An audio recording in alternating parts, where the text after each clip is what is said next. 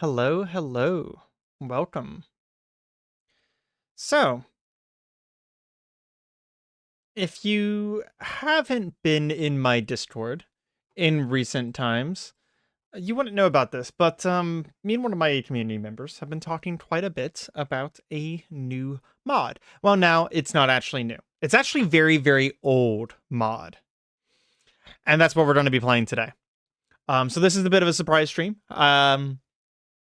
I hope you guys are settled in. This is going to be a bit of a weird one because we're just gonna be playing. We're just gonna be playing. We'll talk a little bit. I do want to do a little bit of voiceover, typical a Cataclysm style. And yeah, we're going to do a whole thing here. And if it turns out well and it's interesting, I don't know. I might turn this stream into a video, probably like right away instead of like waiting a while like I was doing with the other streams. But yeah, I've been super excited about this, and I was just talking to my boyfriend last night about different ideas of how to get a get some eyes on the Arcana mod and on this Cataclysm thing because it's so freaking good. And they suggested it's just like, oh well, why don't you just stream it? Because I don't have the energy to have two full fully edited a YouTube series for Cataclysm going. That's just too much energy. It's too much. So yeah, we're going to be doing this, and then I'll probably just edit down the footage into like one video that'll go out like Monday, Tuesday, or something like that. Only if it goes well. If it goes just absolutely fucking terrible, then we'll see what happens. We'll see what happens. How are you guys doing today? Zale says might. Yeah, I might make a video. Who knows? I mean, yeah. Welcome, Jason. Welcome, RA. Brother, I have a half-toasted baguette stuffed with pan-seared chicken thighs and sauteed onions, peppers, and mushrooms with just a bit of my homemade hibachi sauce. I am about as settled in as it gets. That is quite a fucking sentence, my man. That is quite a fucking sentence. I have a watermelon Arizona iced tea and the leftovers of my dinner. You are far more settled in than I am. Once it actually hits 6 o'clock, at least my time, because that's when I announce the stream, and I don't know, I just keep to my own rules. We will pop in to kind of explain what's going on here, as far as like this mod is concerned and everything like that. I don't know a crap ton about it. I've literally been playing this mod for 1 day, like maybe 1.5 days. It literally spent, Drez and I from Discord spent 5 or 6 hours, just trying to get the whole damn thing to set up. Like every version of Cataclysm we tried made it crash. So finally, Drez actually set everything up on his computer and then just sent me the whole ass fucking game file. And that is what it took to get this thing to run. It stupidly hard to get it to run. Arizona watermelon sounds baller. It is. It's one of my favorite drinks, by far. Every time that my boyfriend comes over to visit, which is like twice a week, they bring me drinks. So this is the one from last night. Yeah, it is still buggy as hell.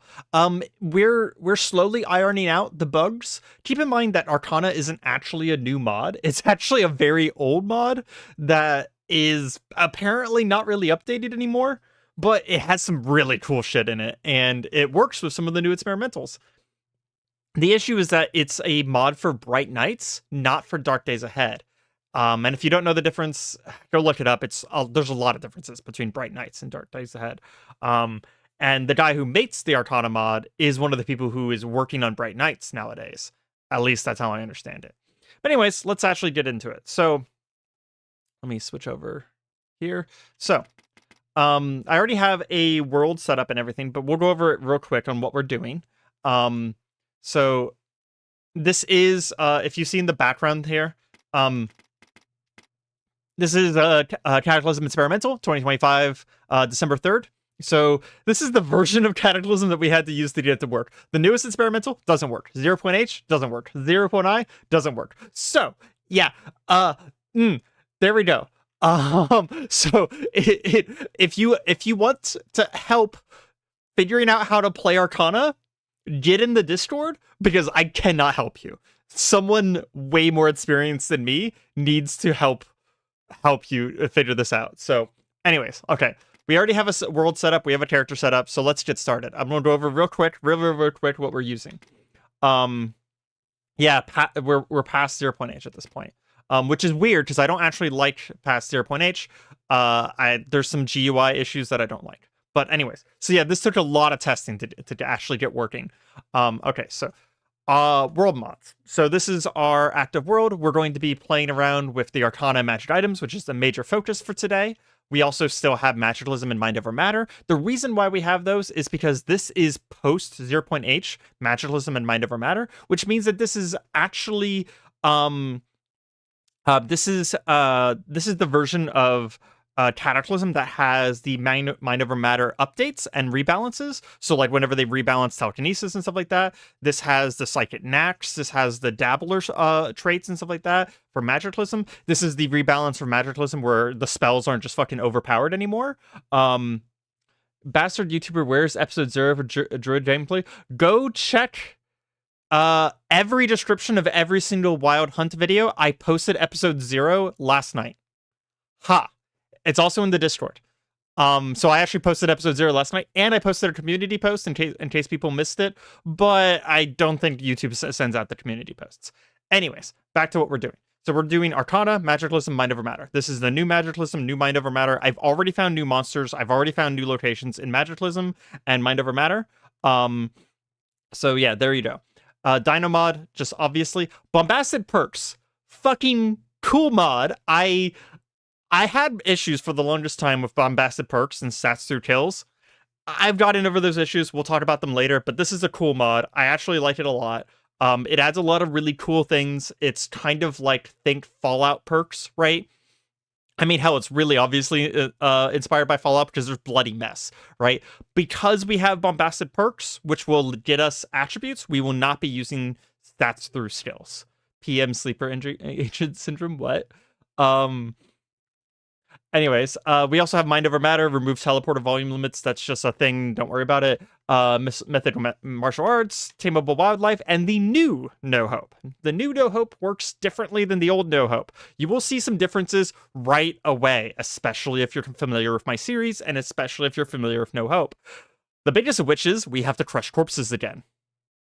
That means that zombie necromancers and zombie liches are no longer nerfed by No Hope, because we have to crush corpses. Yeah. I really think Bombastic Perks plus Stats Through Skills and Stats Through Skills are overkill. I agree. That's why I didn't combine them. Like I said, we only have Bombastic Perks on. Because, yeah, my Stats Through Skills, if you didn't know, I mentioned in my episode 0, but I actually personally edited mine because it's too powerful. Anyways, so instead of going directly into a new game, we are going to go to my preset character. I just realized that I was about to do a bad. Here we go. We're going to go to my preset character, and I'm going to show you real quick what we're doing. But I will say that there's one or two things that we did with this character that I don't like. So I did actually, like usual, I debug edited them. And the only reason I debug edited them is because there's every once in a while you run into things with the character creator where they don't let you add or remove a trait or a background that just, in my opinion, doesn't make sense. Like, I want full control over the character I create. Like, I want D&D level control over the character I create. Let me balance my character. And for some reason, 0.h has a little bit of this, but there's been some drama, and the developers that be, who continue the main Cataclysm Dark Days Ahead branch of Cataclysm, have decided to give you less options in 0.I and further experimentals. So it's one of my major complaints. There's no world options anymore. They're actually still there. You just have to go into a JSON file and edit them yourself because, you know, average player knows how to do that, I guess. And you also lose a lot of options whenever it comes to character creation, but it's okay. Can you necromance hordes of zombies against hordes of zombies? Yes, that is totally a thing in animism, which is one of the schools of magic in Magiclysm. There aren't world options in experimental. Correct. There are no world options. They literally only leave one in there, which is the meta progress. Oh, and also surrounded start. And that's the only two options. You actually can't turn on Wandering Hordes anymore. It's impossible. So our YouTube series will stay in 0.h for the foreseeable future. I don't know why those got removed. The thing is that I actually went and found the JSON file. All of that data is still there. It's still a thing. You just can't do it. Okay. So here's our character.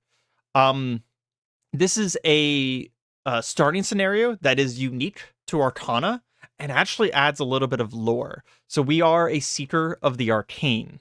We were drawn to this place in search of answers, in search of power. Whoever or whatever once lived here, they've suffered the same fate as those in the cities, but some remnant of their mysterious work might remain. And we get to start in one of the Arcanist enclaves. One of 4 locations. We have a specific one that we're picking. As far as our profession, we will belong to one of the 3 orders that were left behind by the Cataclysm. These were orders of arcanists that existed in the world before the fall, before the sky tore open. We are going to be a sanguine shrike. We were a hunter of hunters, protecting our fellow blood mages during rituals and important missions. As the sanguine order crumbled, many of your brethren strayed from the path and left the order to rot. Will we follow suit? So we will be a sanguinist, which is one of the 3 orders of arcanists. Don't worry about it too much.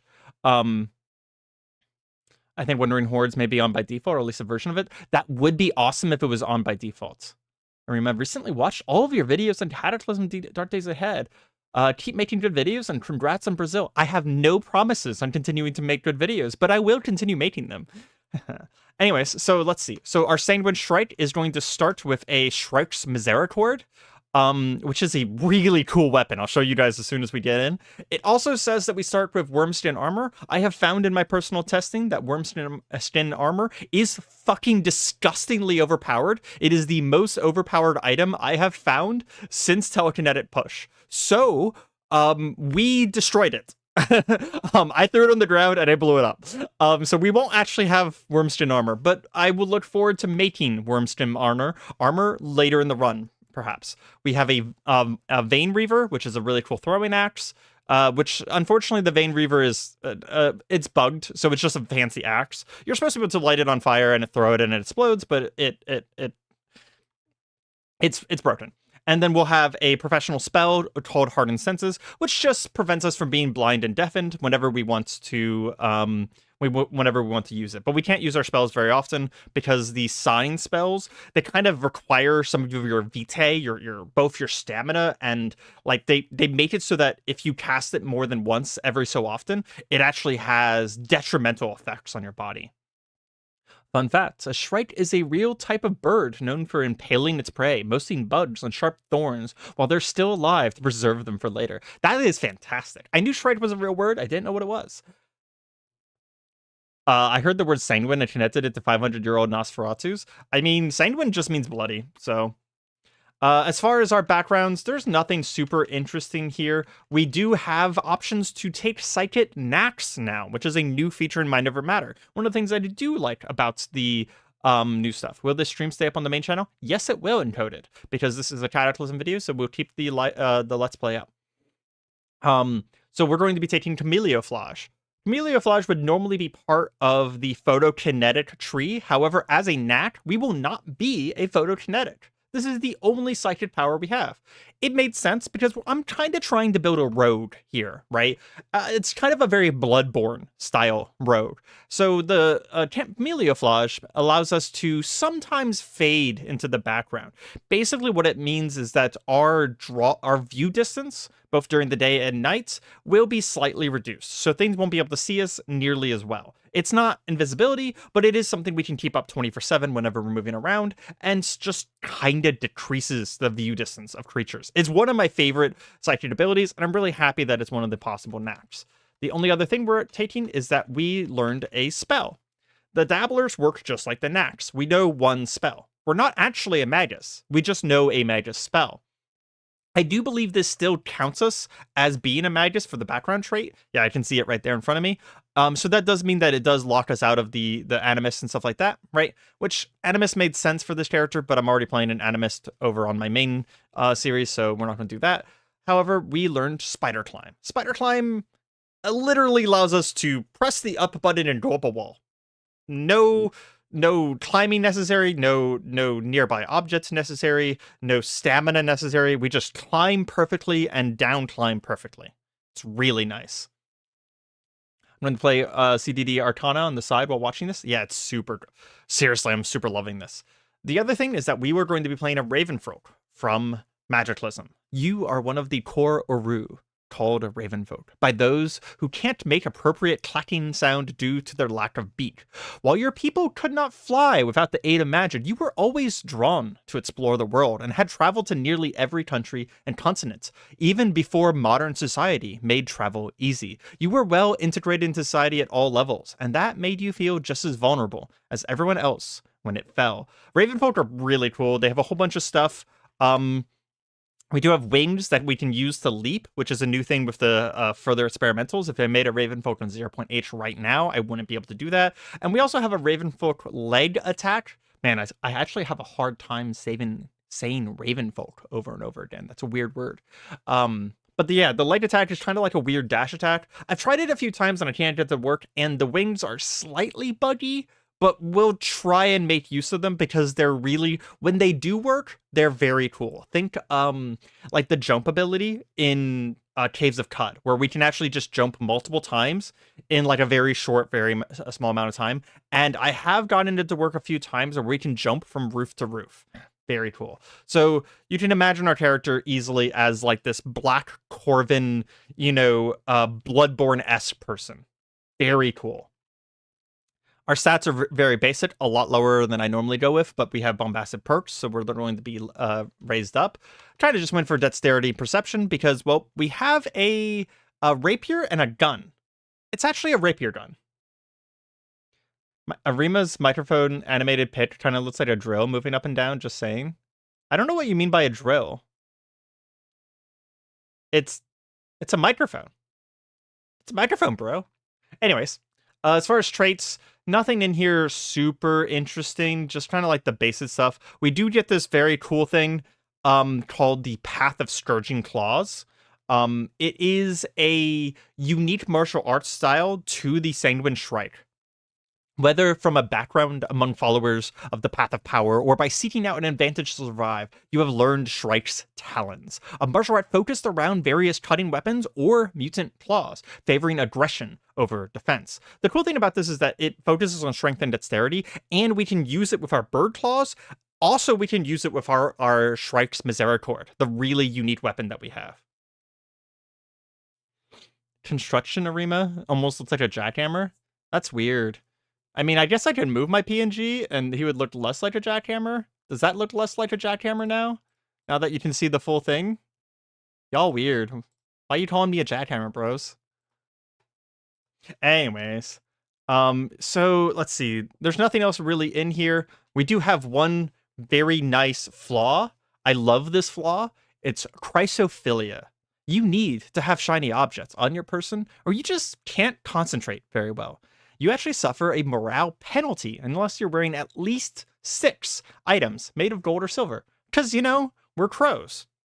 I will also say that down here it says that we're nomad, but I don't find the nomad very interesting because it prevents you from having a base. So I actually removed that from our character. Sorry. I didn't give any bonuses to any of our skills because, well, this is actually a very powerful start in the first place, but you'll understand in a moment why it's a powerful start. So we're going to go ahead and return to the main menu, and we will load our actual character now. That's just what our character looks like. Now it's perfect, my jackhammer. Thank you. You guys are weird. Someone's drunk? Oh. Yeah, well. Okay, user. You do you. You know what? You do you. I actually can't drink anymore, so I'm a little jealous. I used to drink casually, but I'm on a medication that prevents me from drinking alcohol, and it is the worst thing in the fucking world because, it's one of those social experiences. Like, you go out to a bar with your friends, and you just sit there and watch them all drink, and you're just, like, drinking Dr. Pepper, and you're just like, oh, cool, I now have to take care of these people instead of enjoying them. Oh well, it's not the worst thing in the world, but it does make me a little jelly sometimes whenever I see other people drink. It's not like I was an alcoholic or anything. I am, like, permanently sober because of it. Yeah, I can't do anything fun anymore. Alternatively, my medication has made me have the best year of my life. So, I don't know. Have you considered getting high instead? There's no getting better quick. This is going to be a permanent medication. I appreciate the thought, though. And no comments on the getting high part. Anyways, so we're in. As usual, if you're playing Cataclysm, hopefully you understand this. The first button you press is I. Let's look at what the hell we have. So we have a whole bunch of paper cartridges. These are basically their black powder, like old style muzzle loader shots. It's for a Misericord, which is a type of dagger sword. Anyways, we also have Blood Essence, which is one of the things unique to Arcana. We have a Sanguine Codex, which is basically where all of our recipes are going to be. And then we are actually currently blindfolded. And I believe deafened as well, right? Yeah, we have a blindfold on and earplugs. This is Adelaide, a Sanguine Shrike. She used to be some sort of assassin guard for the Sanguine Society.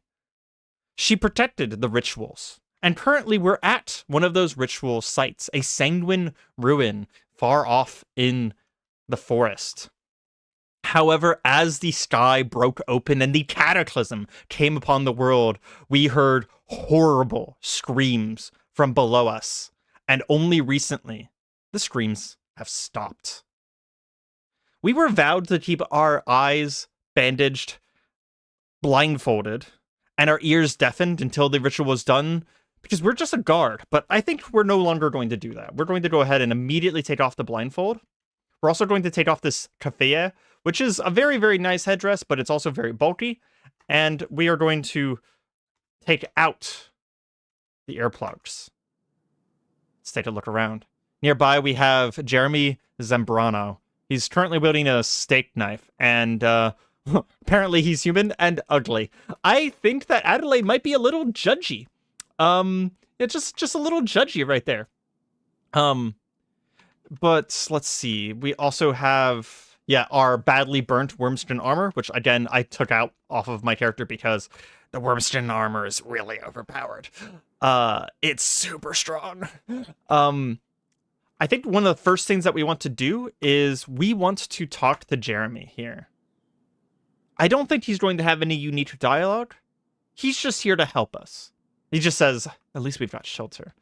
And we do want to ask him to travel with us. And I think it seems very appropriate for someone like Adelaide, an assassin of a Sanguine blood order, to just be like, I'll kill you if you don't help. We have a 95% chance to intimidate, and we really do want this guy's help, because we are in a very dangerous location. And I don't plan on allowing the run to continue unless we successfully complete this location. So this is kind of a bottom of the mine kind of situation. I'll kill you if you don't. Jeremy gulps and says, you got it. And I immediately want to check what you have. So let's see, Jeremy, what do you have? You have a steak knife, you have some orange soda, some orange juice, a pocket watch, and you're wearing a tuxedo. I'm getting the impression that Jeremy was probably one of the sacrifices, one of the blood sacrifices. Yeah. A Misericord, or an act of misery, is called that because it was used to finish off wounded enemies through their armor, to put them out of their misery. Oh, I didn't know it was called that. I actually just know what the Misericord is because of Dark Souls. It's one of my favorite daggers. In real life, it's a little bit shorter than it is in this game, though, because this is a unique Misericord. This Misericord is, in fact, like 30 inches long sword. Yeah, it's a tempered carbon steel sword that does 36 damage. By the way, 12 of which is cold damage. Very new damage types. Fucking amazing, right? It's an ornate silver weapon. featuring a thin blade and 2 flintlock barrels built into the guard. The strikes inflict victims with a deathly chill. Activating it will transform into a more compact form, allowing its user to load and fire it. Its pistol form will impart a freezing effect on shots fired from it, including otherworldly damage that can bypass mundane armor. Though robots and certain supernatural creatures will only suffer the bullet's normal damage. Yeah, so as far as the rapier goes, it has precise strike, parry, and rapid strikes, which are all very good. We can use it with our martial style, but if we were to draw it from our scabbard, go ahead and drop the Vine Reaver for a second, we can activate our Misericord and turn it into a pistol. And the pistol, it does 20 damage, which is good for a pistol, and has 2 shots, but we also have 28 cartridges for it. Yeah, we're straight, you're Dolly, you're a hunter straight out of Bloodborne. Yeah, it's just a Bloodborne character. And once I realized that we had a Bloodborne switch weapon, we were just like, yeah, this is definitely what we're doing. Okay, well, so go ahead and put it back, and we're going to put it into our stabber because we need our Vine Reaver. The first thing we're going to do is there are some corpses around here, and I'd like to check them to see if there's any extra things. We do not want to open these doors. We do not want to open these doors. Tim says, if anyone wants older mod files for this one or for different versions, ping Drez on the Discord, and he will help you. Please do. Drez is who's helped me set this up. Ooh. There is a Khopesh here. Khopesh is a pretty nice weapon. It's not better than ours right now, so all we're going to do is we're going to drag it to the ground so that we don't forget that it is there later. We do see a Glyph of the Root. This is one of the magic items from Arcana. It's a strange silver emblem engraved with depictions of alien plant life. Using it will call forth a Triffid and bind it to your will. Well, hopefully. It is easy to control. Okay, so this is one of the summoning items. There was also a pot there. We want to drag that pot to the ground as well, so that whenever we're leaving, we take it with us.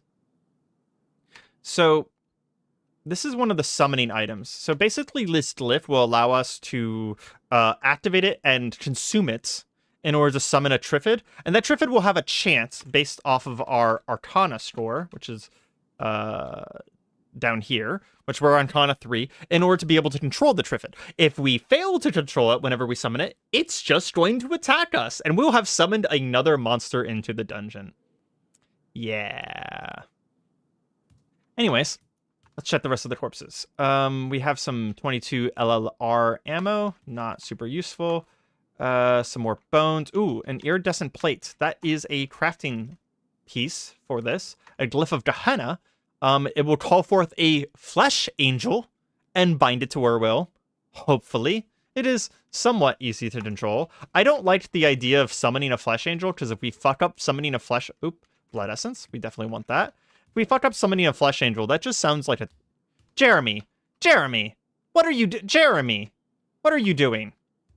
Close that door. Okay, we need to have a talk. Jeremy, you and I need to have a talk. Let's have a talk, okay? So, let's say he will not use grenades. We're good with him using ranged weapons.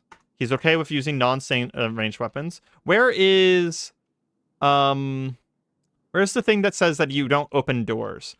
He will not go places that require opening a door. Okay. Jeremy, you're not allowed opening doors anymore.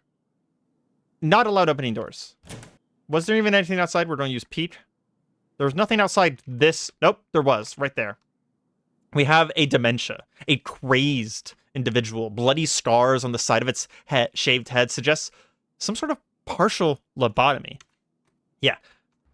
Jeremy, no. Just no. If you do that again, we're going to slap you. I will admit, guys, Jeremy's not going to survive this, okay? Jeremy's not going to survive this. But I would say that Adelaide knows a little bit about this facility. We know what's going on here. And we know that there is a underground for this facility. That this whole facility is set up on a lake. And that lake hides the ritual circle that we were here to protect. And I want to find out what went wrong. So we're going to immediately take our Vein Reaver here, smash through this door. That's actually one of the new features, by the way. And I love it to death. If your weapon can break something, it now asks you if you would like to keep smashing until it's destroyed. So you don't have to sit there and spam S anymore. He is set to use grenades. Did I do that wrong? He will use grenades. He will not use grenades. Thank you, Azael. Thank you, Azael. That was a good call out. Wait, can I talk about cult stuff? Blood cult. NPCs are really hard to manage for casual players and even for more experienced players, especially for someone who's never managed NPCs anymore. Don't worry, guys. This guy will not survive more than an hour, okay? So if the door open, Adelaide is going to proceed into the darkness below. We're seeing boarded up doors on all sides. They didn't want anyone in. And a blood-stained note. A terrible calamity has been foreseen. We will outlast it. Adapt. We shall rule over this new world, above the weak and undeserving. Considering the screams and then silence that Adelaide has heard from this facility, we can assume that their arrogance may have been short-lived. We're going to bash down this door. We're also going to rest in between each bash to make sure that we keep our stamina up. We know that there is going to be monsters in this facility, but we don't know where they are. More human bones, some sacrifices. Old, not even flesh on them. We do see some blood essence. We're going to take that anywhere we have. So the blood essence, I didn't mention this. It is going into a silver talisman around our neck, specialized for storing considerable reserves of magical essence. And it be used to reload magical weapons quickly. So the blood essence will allow us to reload some of our stuff. Unfortunately, since we did drop our armor, we actually don't have anything to reload. But we will be using it to craft, because this is the thing I like about Arcana. We craft our spells. We craft the things that we use. So one of my favorite ones, for example, is going to be Flame Talisman here. Once we get some paper, we can use a blood essence, a knife, and a little bit of paper to make a talisman. Think like an Omnio charm from Shintoism or from Chinese mythology. We'll be able to pull out a piece of paper, snap our fingers, and light something on fire, which is as dangerous as it sounds, because it will then be on fire. We're also going to go ahead and we actually should probably make some, you know, I'm getting ahead of myself. We should probably make some bandages before we get too far into this, just in case something goes wrong. Looks like the rest of the corpses don't have anything on them, but I did see some clothing. I'm going to open up another door, actually. Okay. I did see some clothing over here. I think some of this clothing, let's see. That's just cotton patches. Disassembled with. And let's see. Synthetic sheets. Come on. I need something that turns into cotton sheets. There we go. Turtleneck. Let's give ourselves a little bit of light. Just a little bit. I don't see anything here. We're going to go ahead and disassemble that shirt. There we go. T-shirt.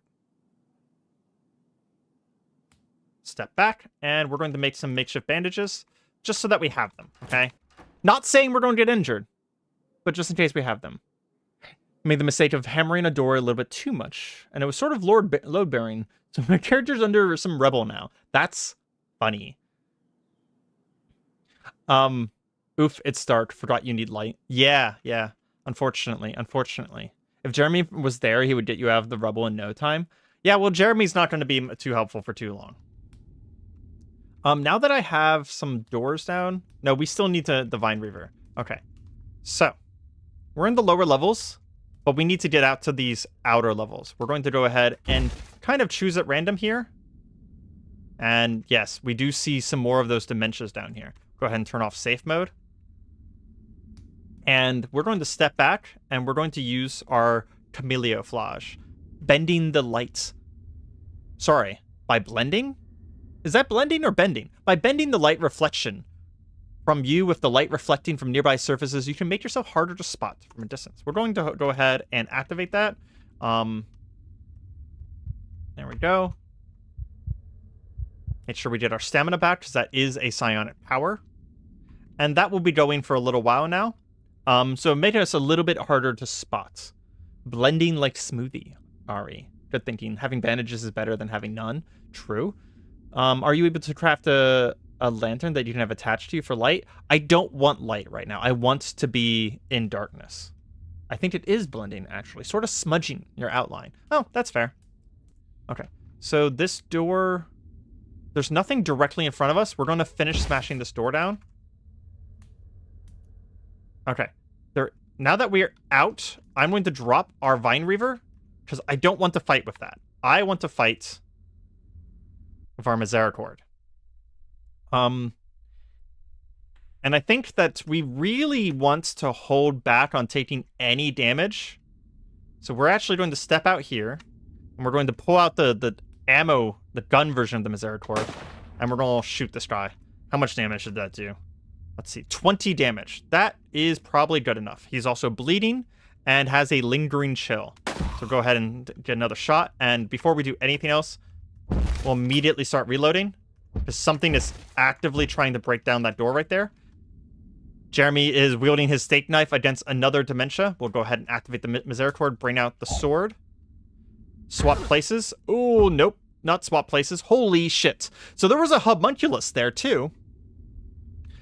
That is a pale, hairless man with an impressive athletic physique. Its lidless eyes are totally black, seeping with blood. Yeah, homunculus are actually the thing I'm worried about here. That did a lot of fucking damage really fast whenever we tried to switch places. We're going to take a step back, swap back to pistol mode, and we're going to try and shoot this dude in the fucking face.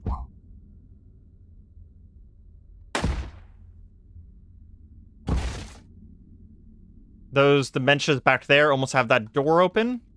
Jeremy's helping us a little bit. This guy is now bleeding. I'm going to turn around the corner here. Reload our gun.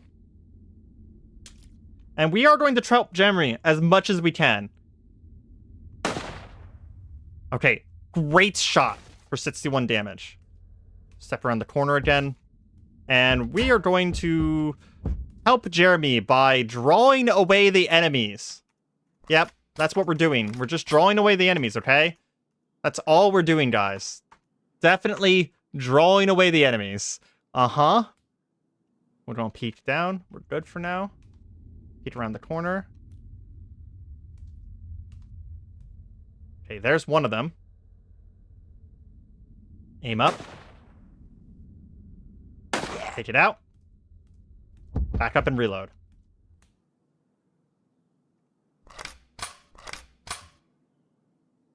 We are in distressing pain, but that's okay.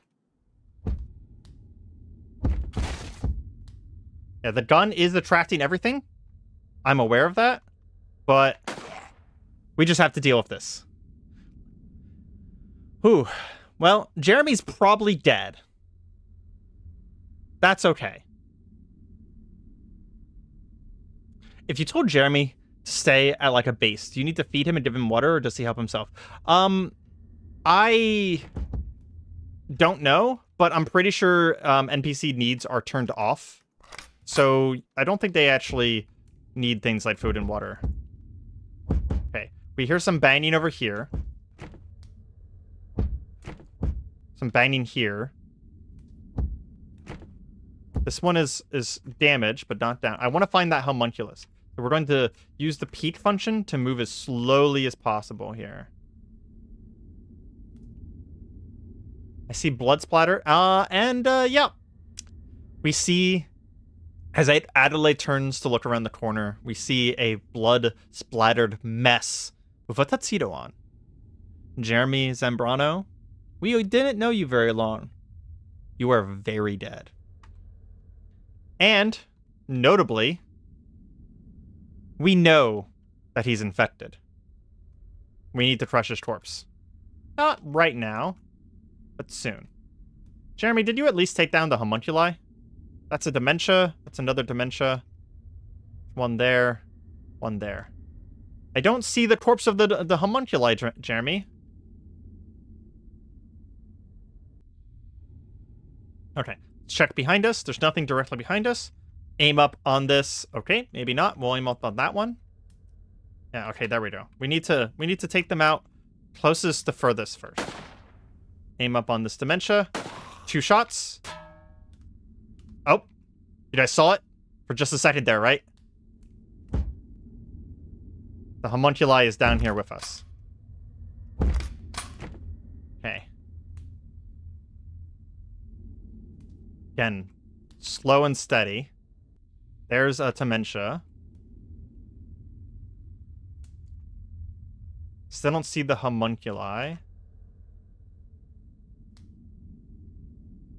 Okay, this one's pretty injured. This must be the one that Jeremy was working on. We'll shoot it. That might draw things to where we were fighting. Take the time to reload our gun. Take that one down too. Ooh, that one really almost got back on top of us. We are hearing things. We're actually going to turn off the distractions managers for sound. I don't care. I don't want the safe mode to stop me until I actually need to heal myself or I see something. Maybe you shouldn't have dropped the armor. Areima, are you wearing pants? I'm wearing boy shorts. I think originally I was supposed to be wearing pants, yes. The Dementia is an entity from old version of Cataclysm before it was D&D and was more like a dungeon crawler. Oh, that's very cool. Yeah, the Cathedral Berrysmith, as I know, but rarely. The Cathedral... Oh, there he is. Homunculus. Oh, that's a new one. I don't believe the Homunculus regenerate.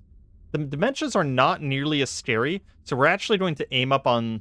Well, I was going to aim up on the Homunculus. We'll take out these Dementias then. Did I not reload my gun? I didn't reload my gun. There we go.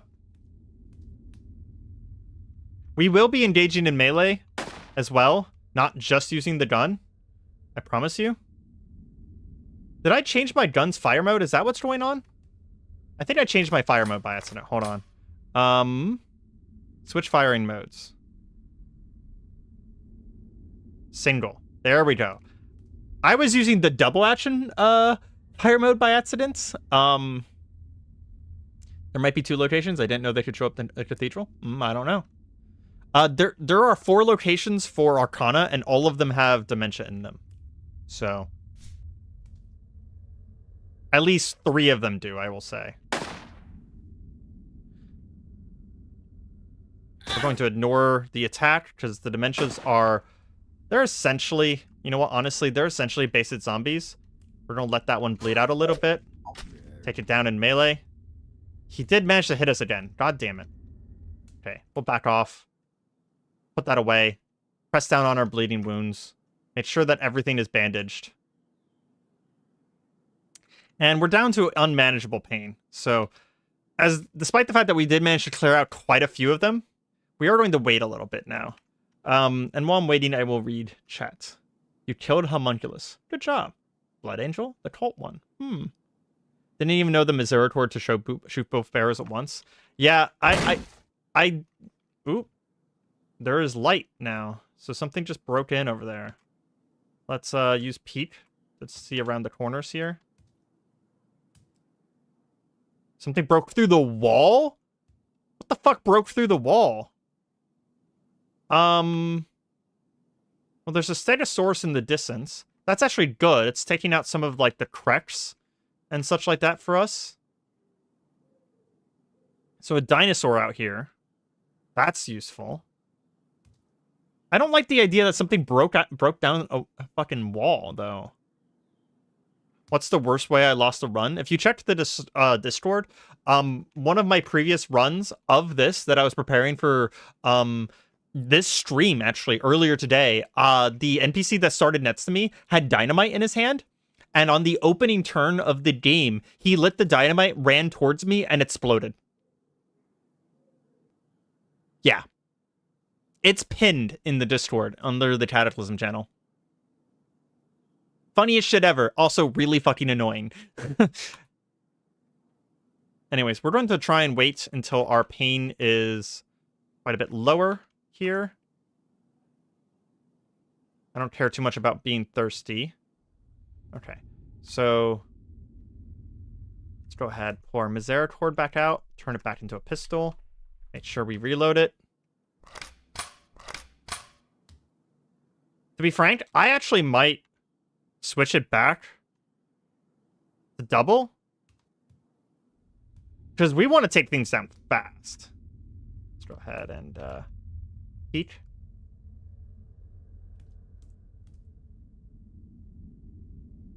Ooh. Ooh, I just saw that.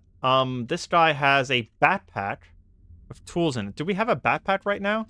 We have a leather backpack. Okay, so that's comparable. But we will take the smartphone and the blood essence and the iridescent plates, because those will be useful to us. The talking doll has some funny uses, but I'm not too worried about it. It does look like that homunculus bled out, so they have very bad bleed resistance. Yeah. Older game that spawned with a tank bot right next to your vision didn't live very long. That's really funny. We can give them Molotovs since they don't explode. Yeah. So you can give a free hug that give... Actually, it didn't even kill me. It left me at one head health and 6 torso health. And then the boss of this area here, this area that we're in, came and found me and killed me because the dynamite aggroed it. Yeah. Yeah. Like Drez is saying, the guy didn't even have any reason to activate the dynamite. There weren't any visible enemies. He just activated it. Yep. Pretty wild. Okay. Grab some more blood essence. We will want this eventually.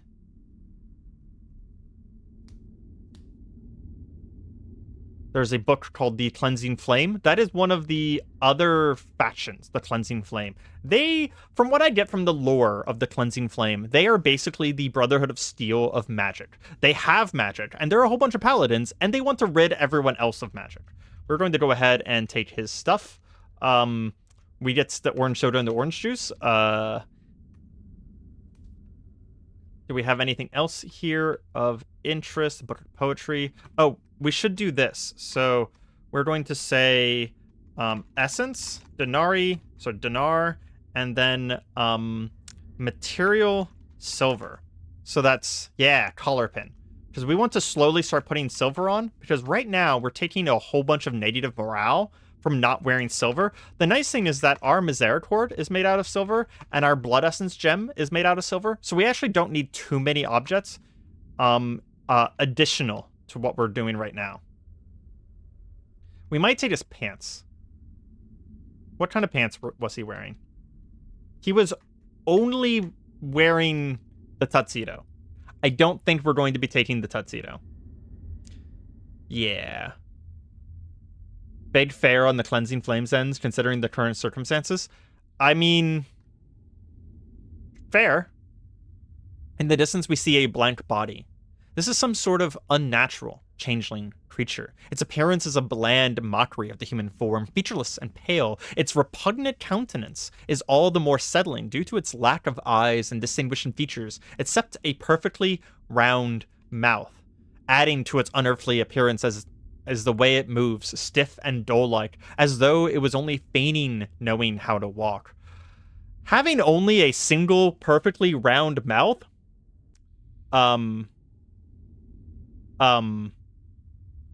did you know Vaporeon is perfect for the human form? Anyways, yeah, I am actually a Ravenfolk. I will say, one thing I would note is that the reason we don't look like a Ravenfolk is my Magiclysm tiles are currently bugged right now, and for some reason the Magiclysm mutations aren't showing up. But yes, we are a Ravenfolk. If you missed the beginning of the video, we are playing a Ravenfolk Sanguine Shrike, which is like a blood mage,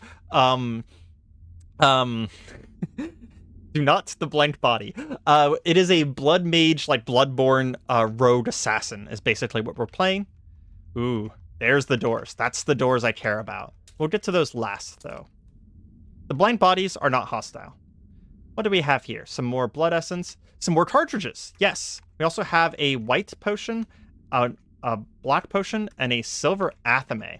We want this silver athame. It is an ornate silver dagger, seemingly for ritual purposes. It seems sharper than silver has any right to be. It can be used to perform a ritual converting your life force into blood essence. Doing so will take 5 minutes, inflicting blood loss and damage at the end, as well as potential consequences if overused. This will actually give us blood essence by sacrificing some of our personal like health.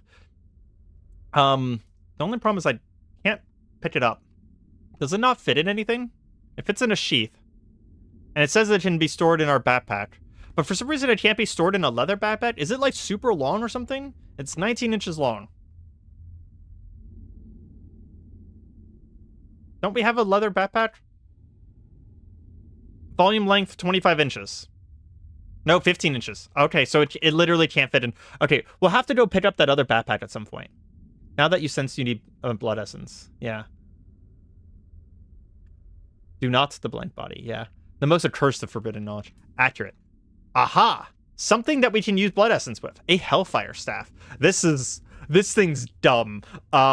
This is a magical focus. You can cast spells with it in your hand. A staff decorated with silver and a skull motif, capped with strange red gem.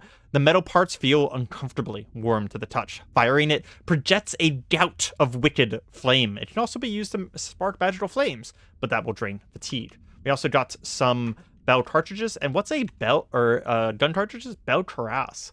The ancient Greek breastplate. What's it like? Oh boy, 15 encumbrance. It's also a poor fit. So we'll probably leave that behind. We also have a glyph of Yugoth. It will call forth a Mito and a Dao, which is the Chinese sword. We will be taking the Hellfire Staff, but we need to turn our Misericord back into a blade, put it into our scabbard, and then we will go ahead and wield the Hellfire Staff. Is that another set of Wormskin armor? Well, what do you guys think, chat? So I got rid of my starting Wormskin armor because it is way too overpowered. However, I did plan on using any of the magical artifacts that we found in this starting area because I have a requirement that we have to complete this area before leaving. So do we bring the Wormskin armor with us, saying that this is something we got, or do we still ignore it because it is fucking overpowered? So we got 3 yeses in chat already. It's stupidly strong, guys. It is stupidly strong.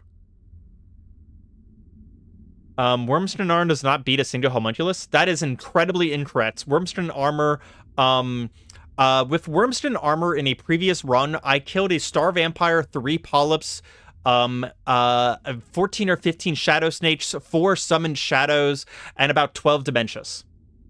Just with the armor. The armor's so powerful. Taking it will put it... Yeah, you have to activate the armor to cast a spell. Yeah. No, the ability is why it's powerful. Okay, everyone's saying take it. There's also a pair of greaves. Any empowered Kopesh. We'll definitely take the empowered Kopesh as well. We'll take the... in fact, I liked the empowered Kopesh over the Dao, so we're going to take that and store the staff in our inventory. And, yeah, we'll power the Wormskin armor and power the Kopesh and power the Hellfire Staff. So after all of that, we still have 22 blood essence. We'll probably save the rest of the blood essence for the Wormskin armor because it will make or break. One thing to keep in mind is that we are birdkin, so we have 36 total weight capacity. Yeah. It doesn't beat Acid Ants. That's true. The Wormskin armor will not help. That guy got in our way. That's not my fault. It wasn't my fault. Promise it wasn't my fault. We only have 36 weight capacity. So we're going to take all of this stuff here. And anything we're not going to use to clear the dungeon, we're going to bring up and drop on one of these tables. So the Hellfire Staff is going to be used to clear the dungeon. We don't need any of these potions right now. We don't need the books. And I'm not going to risk the glyphs. We have to drop something. Let's see. We'll probably use the Kopesh. Honestly, I like the gun better. The Kopesh is very good, but the gun we have more ammo for. So we'll go ahead and wield the Hellfire Staff. Be ready to... You know what? We're not going to use the Hellfire Staff because it's going to burn this place down if we use the Hellfire Staff. So we'll bring the Kopesh, not the staff. And we'll go ahead and just drink some of this orange juice and orange soda and make sure we drop anything. So we can drop the clay bowl because we don't need it right now. We don't need the smartphone or the lighter. And realistically speaking, we don't need that many cartridges on us for now. Okay. We're a little bit closer to the encumbrance now. Whew. The luck here is truly ridiculous. I never got half that much essence from these spots. Yeah. Drop the ball you're carrying. Yep, I agree. Had something that was a random generated artifact that was effectively long-range instant accurate Molotov that was solar powered. Yeah, some of the base artifacts, like the ones that are inspired by Stalker, are pretty silly. Okay. We do want to crush down these corpses because I'm going to be here for a little bit. We'll take the apprentice notes. That's really useful. Black potion, that's very useful. I didn't tell you what the potions did, but we'll get back to those in a second. One cool thing is that as we're crushing down these corpses, we're actually getting something called gross anatomy that makes us better at crushing corpses. But we are getting this message saying, you finish pulping the corpses. It took you some time, mixing your lick hook with powerful stomps and occasional cuts from your talons. Heavy breathing. You think your form is far from perfect for such activities. I actually really like that addition. It's very cool. Where crushing down corpses is kind of something that you're not good at right away. The earplugs and the Denarius do not weigh anything. I am not going to be dropping them. So the potions, real quick. So the black potion, it will allow us to rapidly recover pain at the expense of temporary sluggishness. The white potion will strengthen the body, lowering other attributes and draining fatigue for the duration. And the yellow potion will increase speed, dexterity, and perception, but lower strength and intelligence. They're all very good. But if you find red potions are literally healing potions. They're fantastic. We are in mild pain. I'm actually going to wait some heartbeats. Oh, I just noticed that we should find his corpse. Where is he? And take his pocket watch. So now we actually have the time. It's May 20th, 12:20 p.m. You can definitely craft, just not over 6 hours. Huh? Never craft something if corpse is not crushed. I did that mistake once. Yeah. We're going to finish crushing the corpses. That also gives us some time to recover some of our HP. Take some plastic supplements. Of course, any blood essence we come across. I didn't mean to close the menu. Pineapple juice. Very nice. I don't think antihistamines are very useful, so we're going to leave them behind. And with our Kopesh, which, by the way, I didn't mention, but it does have a spell on it as well. It's called Sundering Flesh. It will basically lock something to the ground and do a bunch of necrotic damage. It's very, very good. We're going to explore the rest of the place. That door we do last. However, we will not leave until we do it. Even if that means that we die and restart. We're not going to leave until we do that door. Let's check the main hallway here first. Make sure that there's no more things around. And then we'll start busting down the rest of the doors. Because, like this room over here, there is one ritual room in each corner.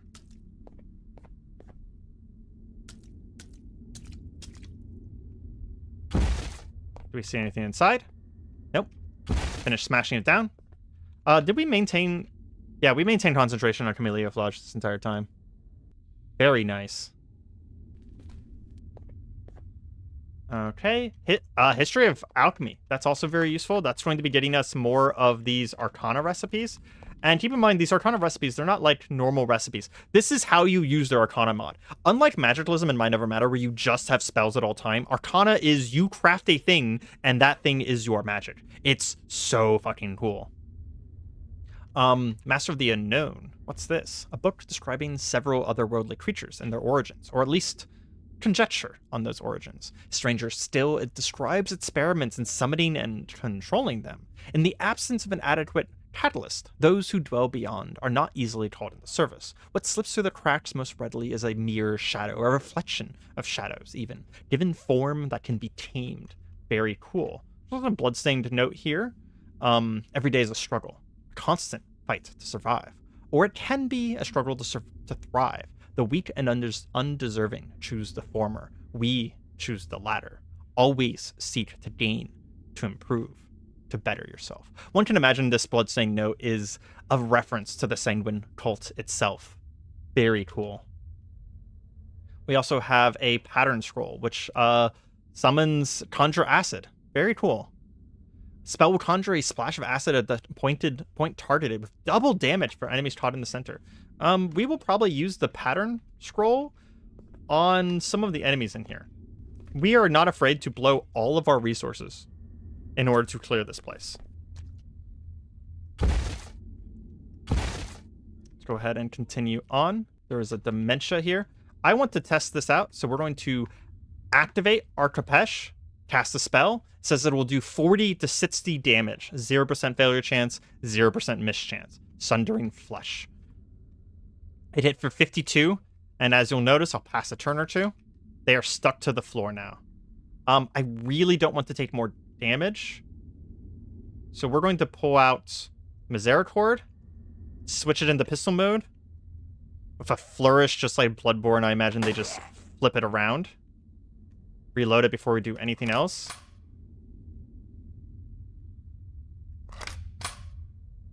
And pick our Khopesh back up.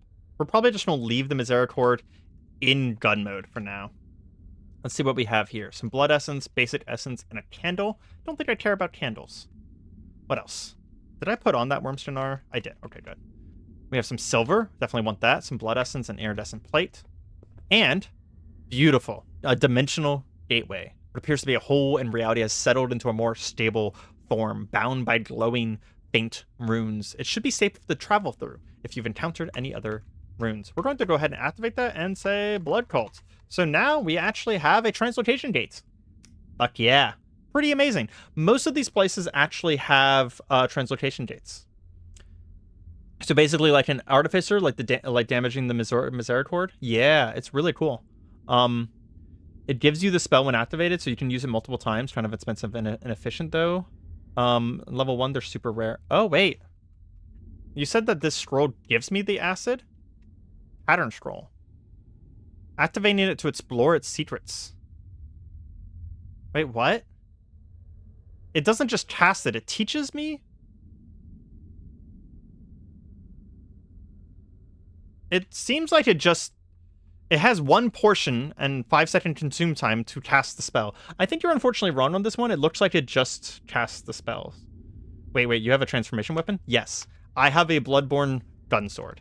Yes. I'm telling you guys, this mod is amazing. A blood draw kit. That's really useful. The reason why that's useful is if we look up Blood Essence, the thing that I'm using for everything, one of the things that we can use to make Blood Essence is blood. So yeah, we can just like make Blood Essence now.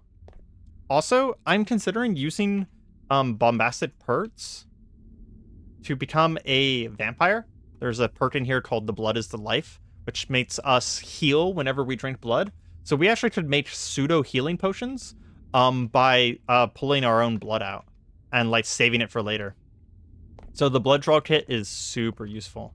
Let's see. There's a stone hearth here, butchering rack, some manacles. Clearly this is the sacrifice chamber. Well, you know, our friend there, he may have died on the stairs over here to some dementias, but he was destined to die down here anyways. You didn't know that Bombastic Perks work with other mods? Yeah, there's actually synergy perks in here. If you go all the way to the bottom, there's meta magic perks for Magiclysm, psionic perks for Mind Over Matter. Very, very cool. It casts Pattern Ice Acid Blast, not Acid. I'm gonna check this again. Casts Pattern Conjure Acid at level 0. So if I use this, is what you're saying, Tim, is if I use this, it's going to teach me Acid Splash instead of just using it. If you had Zedra evolved, you can be a Dampier or Vampire as well. I think adding Zedra evolved on top of Magiclysm, Arcana, and Mind Over Matter would in fact be a little too easy. What's the difference between a Dampier and a Vampire? A Dampier is a human born from between a human and a vampire. A vampire is just a vampire. But Massive Purse really does cooperate with other mods. Yes, it does. Can you see the dino outside and to help kill the boss? I won't be killing the boss. Spoilers. Different items, you can just cast it. Huh. Okay. We're gonna... How long does it say it takes to cast? I don't want to waste it. It's 5 seconds. Okay. I'm gonna wait until I can see an enemy. Just because... I'm not saying I don't trust you. I just want to make sure. There's a Kraken in here. Kraken aren't hostile, so... Go ahead and head into this last room. Just a Kraken, some books we already know. Path of Sturgeon Claws, I already know that. I think I already have a History of Alchemy in my inventory. I do. What we can do, though, is I see a shirt here. We can disassemble this. And make some more makeshift band-aids. There we go. I want to bring that Topesh back out. And we're not going to refill the Topesh because it's not as powerful as the armor. Okay. So, now I have a question for chat. This is going to be interaction point for chat.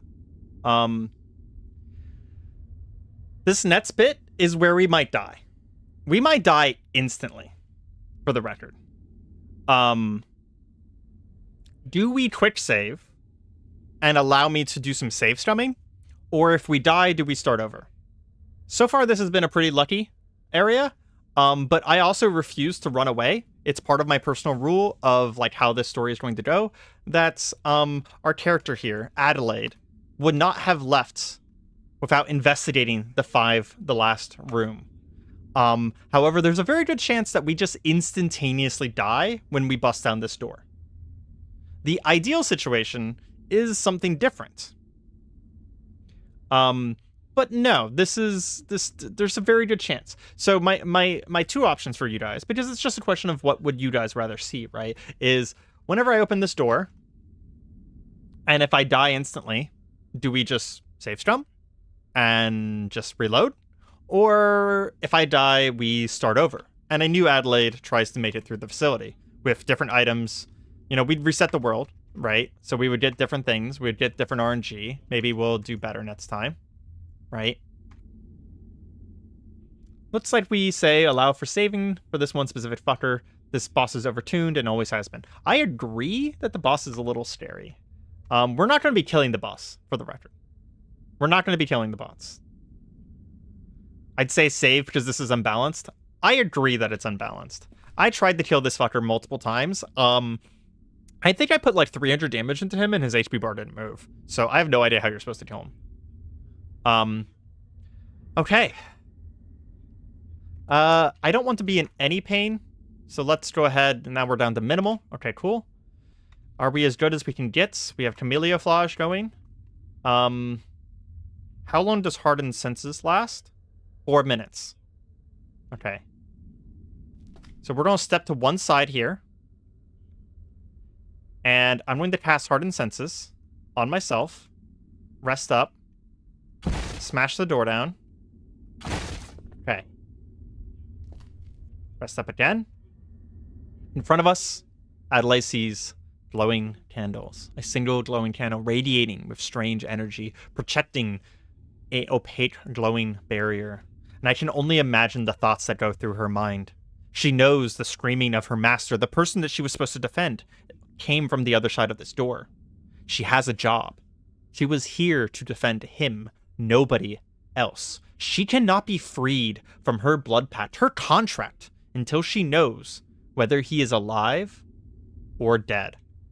She reaches out and snuffs out the barrier candles.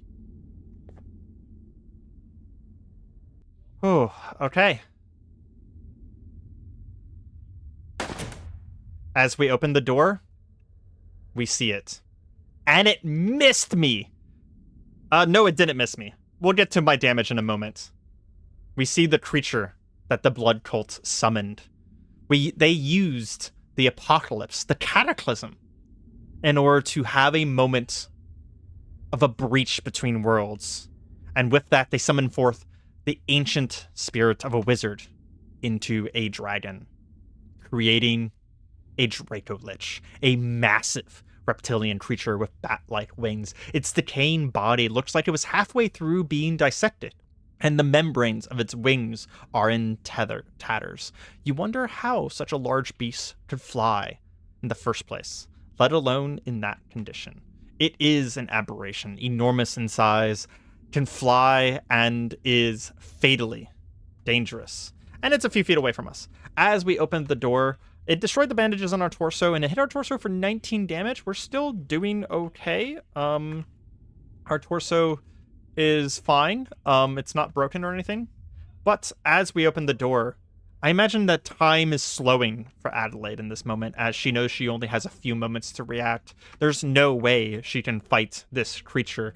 There's no way she can win this fight. However, she does see in the distance an item on the ground. Something unique. We want that. So Adelaide has a thought, a singular thought. We cannot kill this creature, but it can fly. And this entire base is underwater. If we were to simply run, if we were simply to draw this Dracolich out, it might simply go free.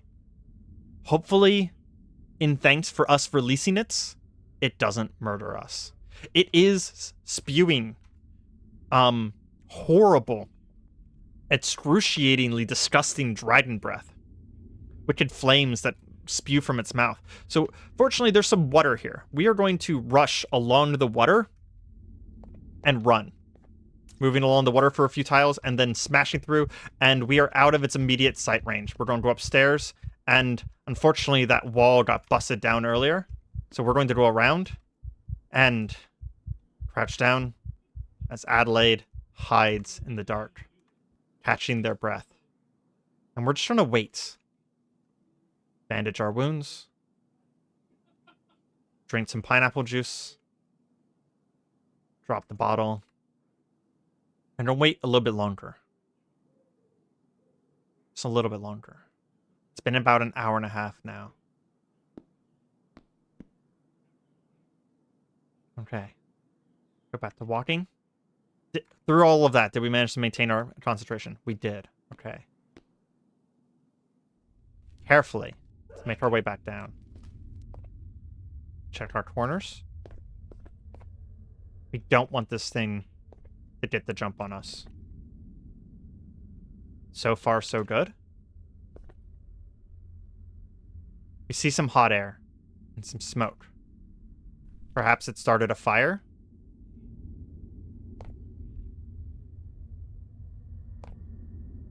We hear a sound. What sound was that? Oh, that was the sound of us moving.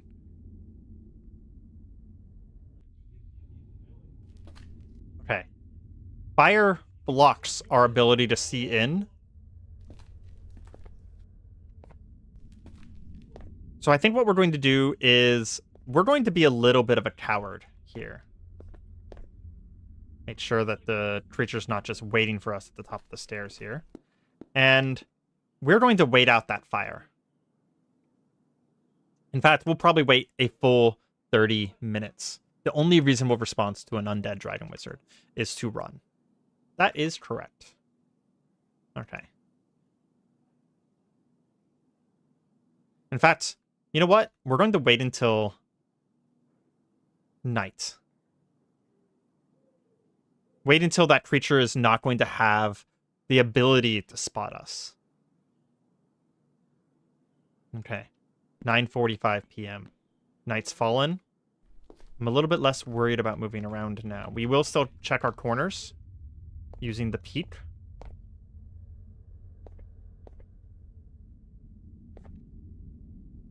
There is light down here, but that's because there's like torches and such. We see some hot air still. The fires have burnt out.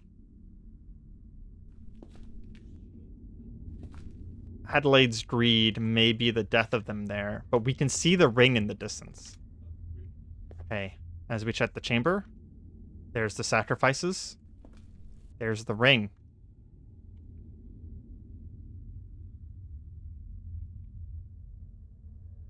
We have it. The ring of the fallen angel. It has no description. We have no idea what it is. But we can feel a protection from evil emanating from it. We're going to get the fuck out of here now. Okay. We do want our Vein Reaver, because it's useful. And let's go back up to our stash. Oh. We did it, guys. We did it. We have successfully survived for now. I love that. Cult activities in your area. Your local cult has summoned an undead dragon that is rapidly approaching your city's location. Have fun. Ooh, okay, so we just need to decide now what we bring with us. Let's make a pile of everything that has any amount of weight to it.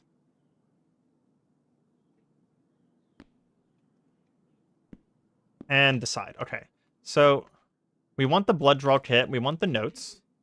I care about the black potions in the clay bowl, but I don't necessarily care about the white and yellow potions. The glyphs are fun. We're definitely going to take any magic items. We definitely want our ammo, because despite how easy paper charges are going to make, ammo is going to keep us alive. I don't know how useful the iridescent plates are. Oh, it lets us make water talismans. Okay, we definitely want those then. History of Alchemy, because that'll give us more recipes. The Pattern Scroll, because some people in chat said that it's good. We want the lighter.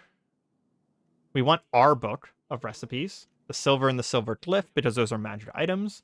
The smartphone is valuable, and we'll keep the last 2 books. We are so overweight, 63 out of 39. We will not be getting into any fights. Oh, we should also tape the pocket watch, because that will help us actually, see. And I'm going to check these corpses to see if there's any pants on any of them, because Adelaide doesn't actually have any pants on right now. Cargo shorts. That's at least something. We are now wearing cargo shorts. Very nice. Why doesn't your cult have a dragon? I don't know. Okay. Let's check outside.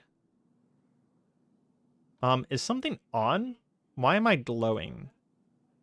I don't like glowing. Smartphone is off. Is the Ring of the Fallen Angel? No, the Ring of the Fallen Angel is empty. Nothing seems to be on. Is it a full moon? No, waxing crescent. They had one, it just snuck around me. Yeah. I don't know why I'm glowing. Oh, there we go. I think it was one of those weird lighting bugs, because now it says that it is cloudy and clear. Okay. We're going to crush down this homunculus on the way out, grab its blood essence, grab the essence and the knuckle bones from this kraken. Essence will be a lot less common from now on. Dracolich spotted. Where is it? It is to our southwest. Can it see us from there? It cannot. Okay, so it's to our southwest.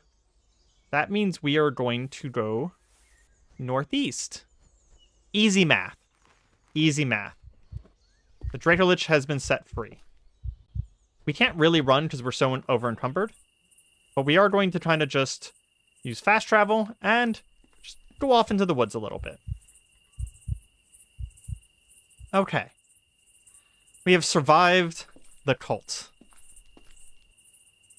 We see something off in the distance. A Keeper of the Glades. Oh, this is new to me. This is a new creature from Magiclysm. Interesting. An enormous stag with a body of wood and vines. This is the king of the forest. Its ivy-wreathed horns bloom with flowers and grass. Grows with every step it takes. 2 luminous green eyes gaze at its surroundings. Oh, I'm so sad that A, my Magiclysm tiles aren't working, so it's just a K, but also, like, that would be such a cool thing to find with Hunter. That'd be such a cool thing to find with Hunter. It seems to have been finding some sort of insect as there's a meat cocoon. Yeah, the meat cocoon means that an insect revived. We're going to not mess with that Watcher of the Glade thing, because it seems like it would just kill us. And we do see that there is a trail here. There's a swamp to our east. We definitely want to avoid the swamp. We might be able to get a little bit of food just by, like, foraging here, because we are thirsty and hungry. I'll take a moment here to do that. Dinosaur eggs. Very nice. Dinosaur eggs are, like, stupidly heavy, aren't they? Yeah. I don't think I have a way to cook those, to be honest. Fan art might make a cool plant deer thingy. That would be very cool.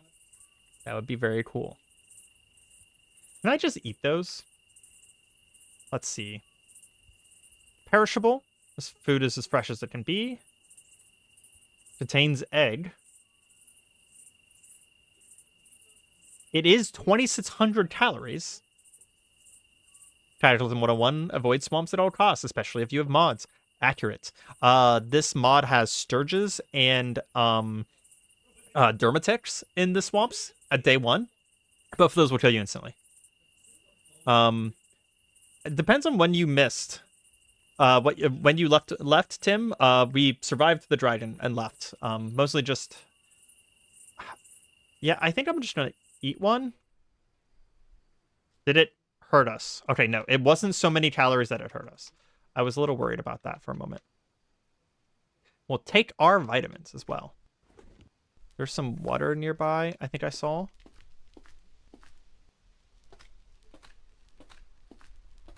Yeah. Do we have anything to put it in? We can put it in the bowl, in the flask. And we'll just carry some water with us, and as soon as we find a place that we can sit down and put down a fire, like a small cabin or something like that, we will make some clean water. Okay, I don't want to go closer back to the cultist lair. I do hate just wandering the forest like this. We're so blind out here. But I want to get a good distance away from the cultist lair before we start worrying about things, because there may be a lot of dangerous things in Cataclysm, in forests or out in the plains, but there's nothing as dangerous as that Draco Lich. That thing is a beast among beasts. If you have Magiclysm, there's a black dragon at swamps. Not exactly. The swamps don't have the black dragons. The black dragons are in lairs.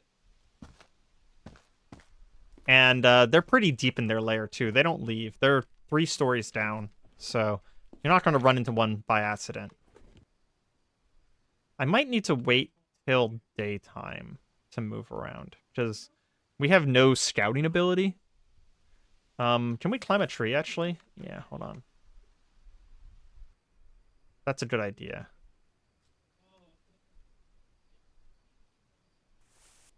I need to remember that we are a Corvin. So we have some abilities. We have these Ravenfolk wings and legs. And we can actually use them to jump. But we also can use them to go up and down a level. Sometimes. It doesn't always work. Like I said, it's a little buggy, unfortunately. Yeah, the Cataclysm... Actually, in this version, it's no longer Swamp ? It actually just says Black Dragon Lair now. It's very funny. I also just realized that we shouldn't have climbed that tree with a full backpack. Considering Sitsy sits at 39 pounds, it was very likely we would have fallen, even with our character skills. I really think I want to wait till daytime, so I'm worried I'm just trying to, like, walk into a city. But we also don't have any water, so by the time daytime comes, we're going to be completely dehydrated. This trail might eventually have a trailhead. And a trailhead would be really nice, because it's going to... Maybe we'll just follow the trail for a bit. Because the trailhead would have, like, a water spigot and, like, a little cabin for us to stay at. I lost my keybind, so I don't have the thing anymore where I can move smoother in forests. Actually, you know what? I might want to do that real quick. So keybinds, what's that called? Does anyone know what that's called? The thing where, like, you avoid bumping into things.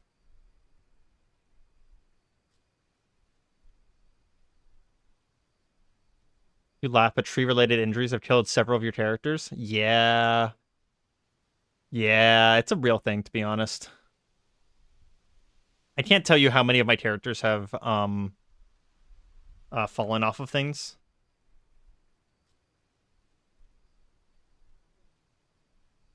Auto travel mode. There we go. So add local binding, that on space. Yep, there we go. Thank you. So now I can just hold a direction, and Adelaide will just skip past the trees. So nice. We'll have to rest every once in a while because we're over encumbered. Thank you. This is the only reason why living in the forest as a hunter is manageable. You guys don't see it on screen very much, but this is how I get in and out of my base. I just hold a button. And I feel like I'm playing Project Zomboid, walking down a forest path through the night with no idea where we're going. So many Triffids. Sounds like someone found a Strange Grove. The Strange Grove is a little bit easier than the Sanguine Cult, in my experience. It's one of the 4 starting locations for the Seeker of the Arcane. This is a newspaper paper. Can I disassemble this? I can. We want paper. Actually, hold on. I don't think we need paper. We could use birch bark and pine boughs. Okay. And then I'll show you guys why I want a water talisman. So we'll go ahead and grab this birch bark. And then I'm sure I saw a pine tree somewhere. Yep. There's pine tree. Can we craft this in the dark? Yes. We will make 3 water talismans.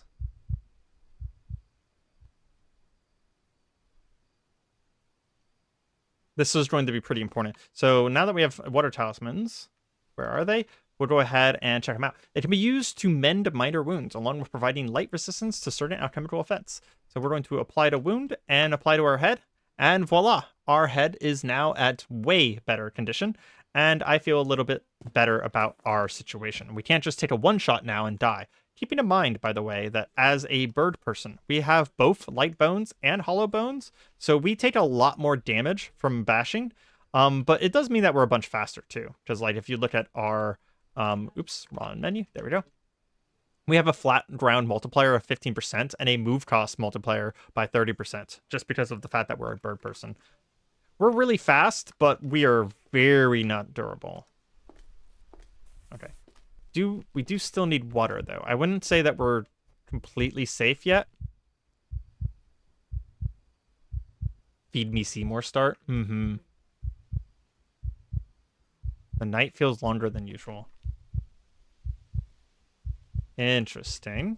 That's a weird mess. I've never seen that message in all of my time in Cataclysm. I assume that has to be new. I got off the trail. Why would the night seem longer? It's only 1:40 in the morning. I don't really want to just lie down somewhere. That sounds like a good way. Oh, perfect. This is what I was looking for. One of these little cabins. Okay, let's do a once around the area real quick.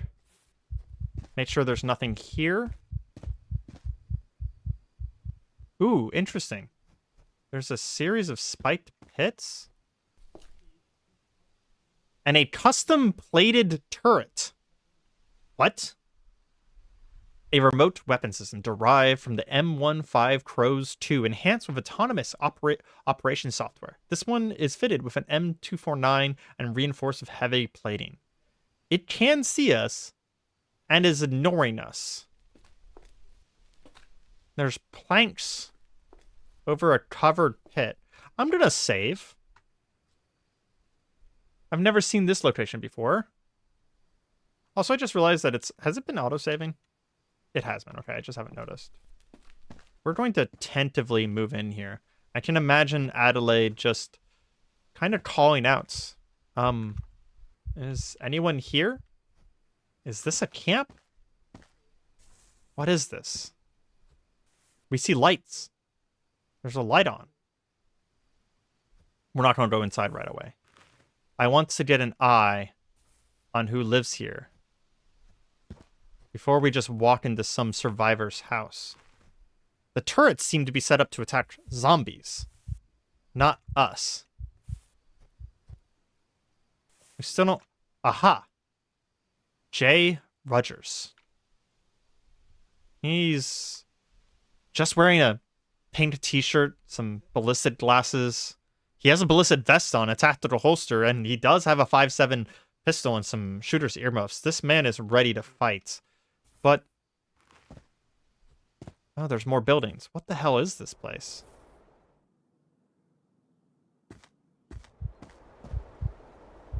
We also see Cody Miller. They're wearing a tank top, compression jeans, and a welding mask. Yeah. They even have some stuff on the... Are these shops? Are these shops? The artisans. These guys are fun. They are friendly. Ooh.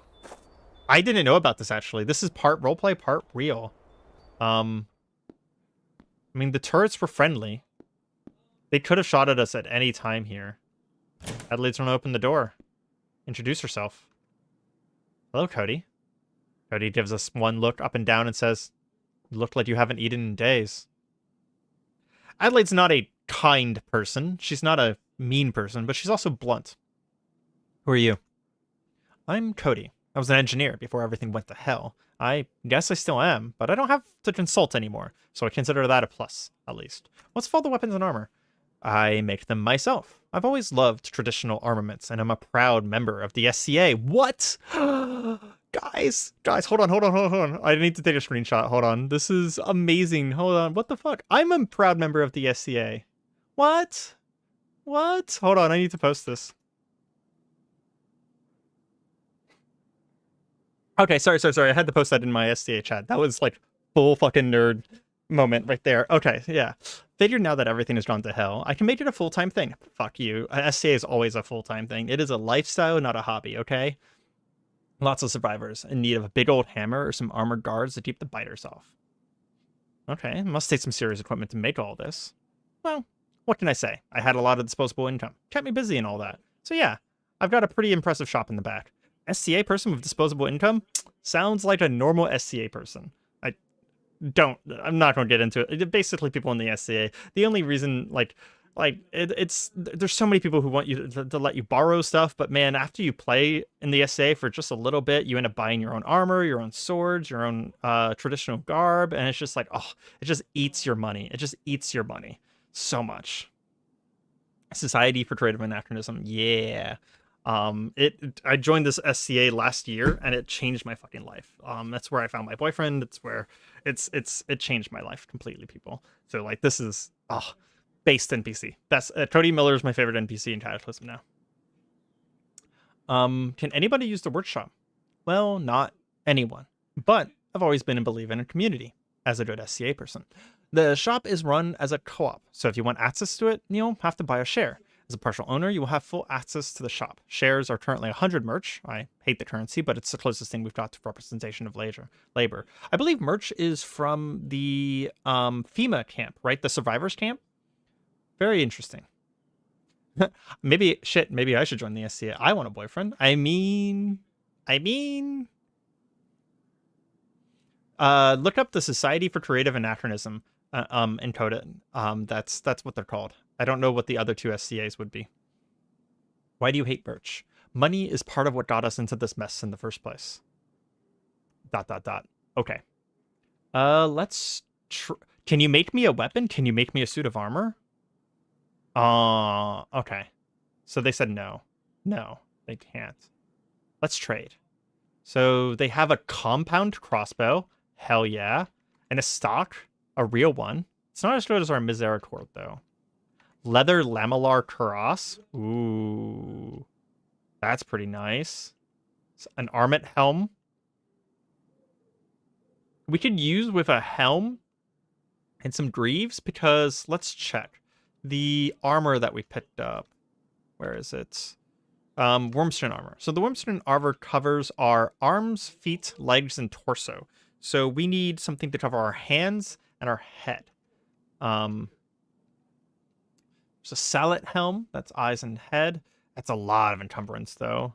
Heddle helm would be a little bit too much, and a Yori would be a little bit too much. That's like a whole suit. The armet would be good, but unfortunately, it's a poor fit. There is a bat scabbard.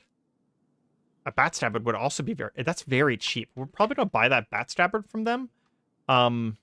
Because the bat scabbard that's gonna be really nice to store our Kopesh in. What can we sell them? Well, they like the glyphs, so we'll sell them the glyph of Gehenna. Because you know what? Let's sell them the glyph of Yaggoth. Because I don't think I ever want to summon Amigo. Okay, how do you get the Arcana mod installed? I've been looking into the experimental stuff, but can't seem to find it. It's, that's a question for Tim, not for me. If you do a quest for them, they'll say yes. Ooh, very nice. Okay. Hot cut, file touch, and swipe and dire are a must if you want to make stuff. I agree, but I don't know if you've been in the thing long, but we currently have 39 pounds of carry weight. We cannot carry that out of here if we were to buy that stuff. So we are on absolute minimum only. How does that do? So the bat scabbard does mess with a whole bunch of things. I just noticed that we could switch the scabbard side. That'll help a little bit. What is the cargo shorts running into?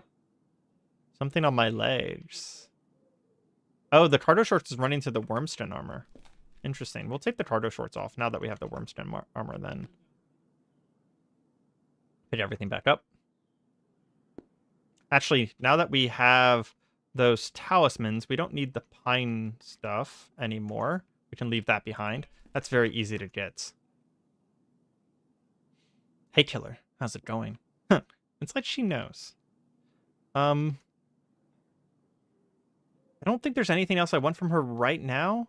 We'll definitely want a lot of things from her in the future. And I think that we'll want to probably live relatively close by to this location because I've never seen these traders before. This is amazing. Let's check out, now that we know they're friendly, let's check out the other one. Jay Ruckers. Oh man, I can't do the voice, but I can only imagine. Welcome to the first American bank of munitions. We convert your goods and services to the new gold standard. Sure. What's your deal? I did boring IT job and prepped for this shit. Look at me now. She just shrugs and says, yeah, look at you now. Let's trade. What do you have? Okay, you have gun. You have gun. You have so much gun. Well, you only have an M24, which is a sniper rifle. Don't get me wrong. Very nice. Not exactly a Bloodborne thing, so like we're probably not going to be using advanced rifles, especially because, so here's the reason why we're not going to be using advanced rifles, okay? So there's actually a whole bunch of really unique ammo. I don't have access to it at Renia, but there's a whole bunch of really unique ammo that we can make with paper cartridges.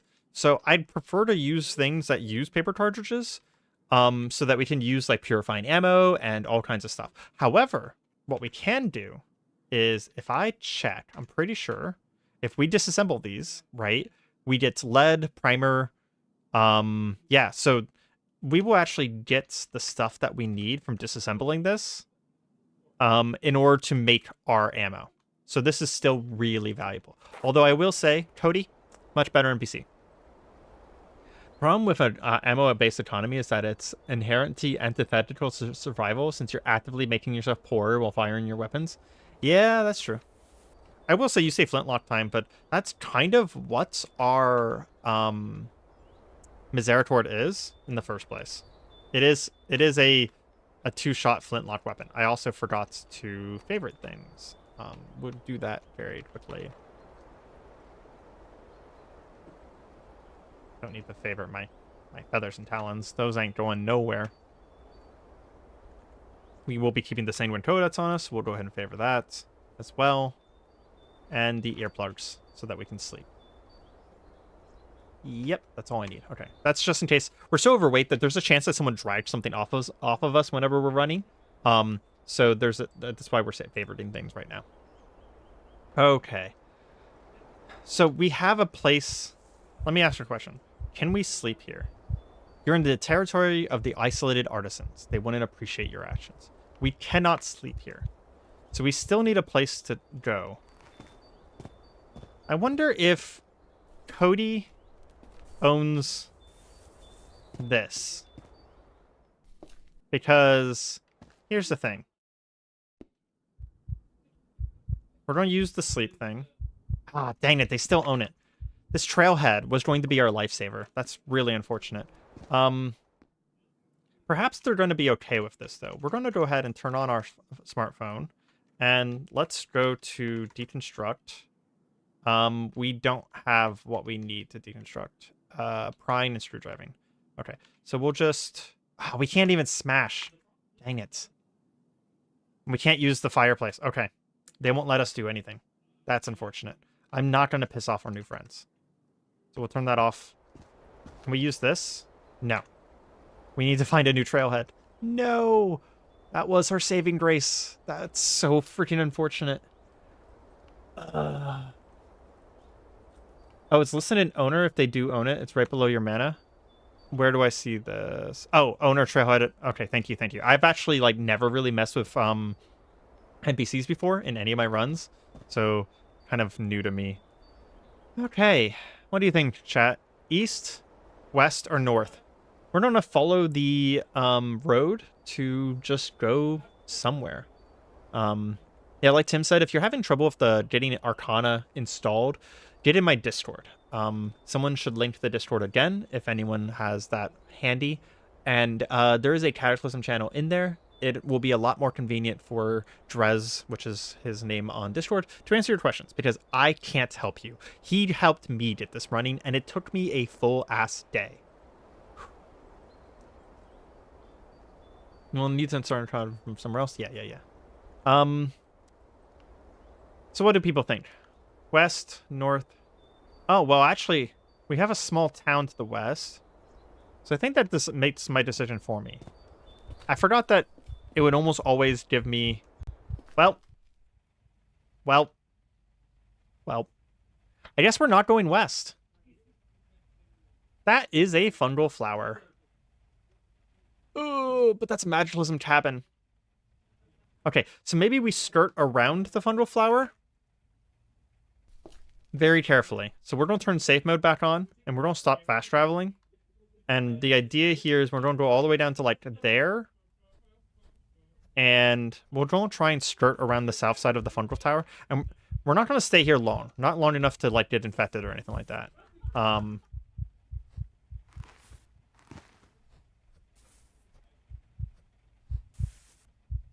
But we are going to try and get to that cabin.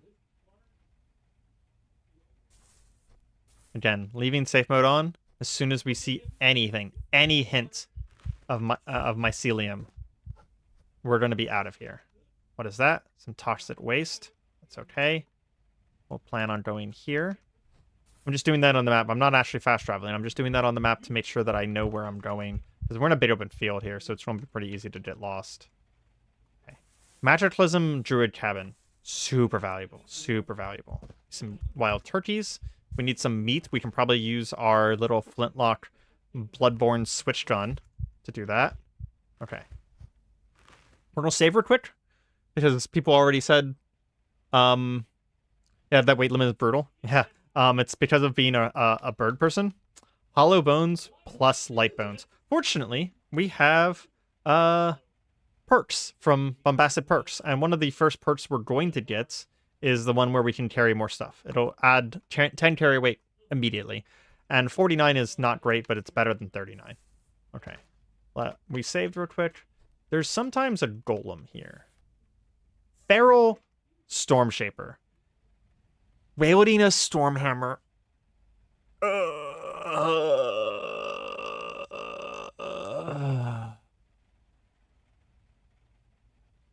I'm going to rechat real quick instead of fighting that, and I'll think about what we're about to do. Oh, wait, limit brutal. Did you start with the gun rapier? I started with it. It's the Shrike's Misericord. It's unique to the Sanguine Shrike, although you can find them in the world. I actually have found them before. Honestly, Light Bones and Hollow Bones should be the same perk and absolutely not stack. Also, run.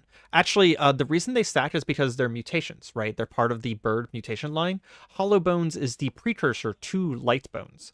You can have them both, just like there's many mutations out there that you can have both of. I will agree that they're kind of cheesy when they stack, but the negatives stack as well. So I think personally it's fair. It's more fair than, running Magiclysm and Arcana.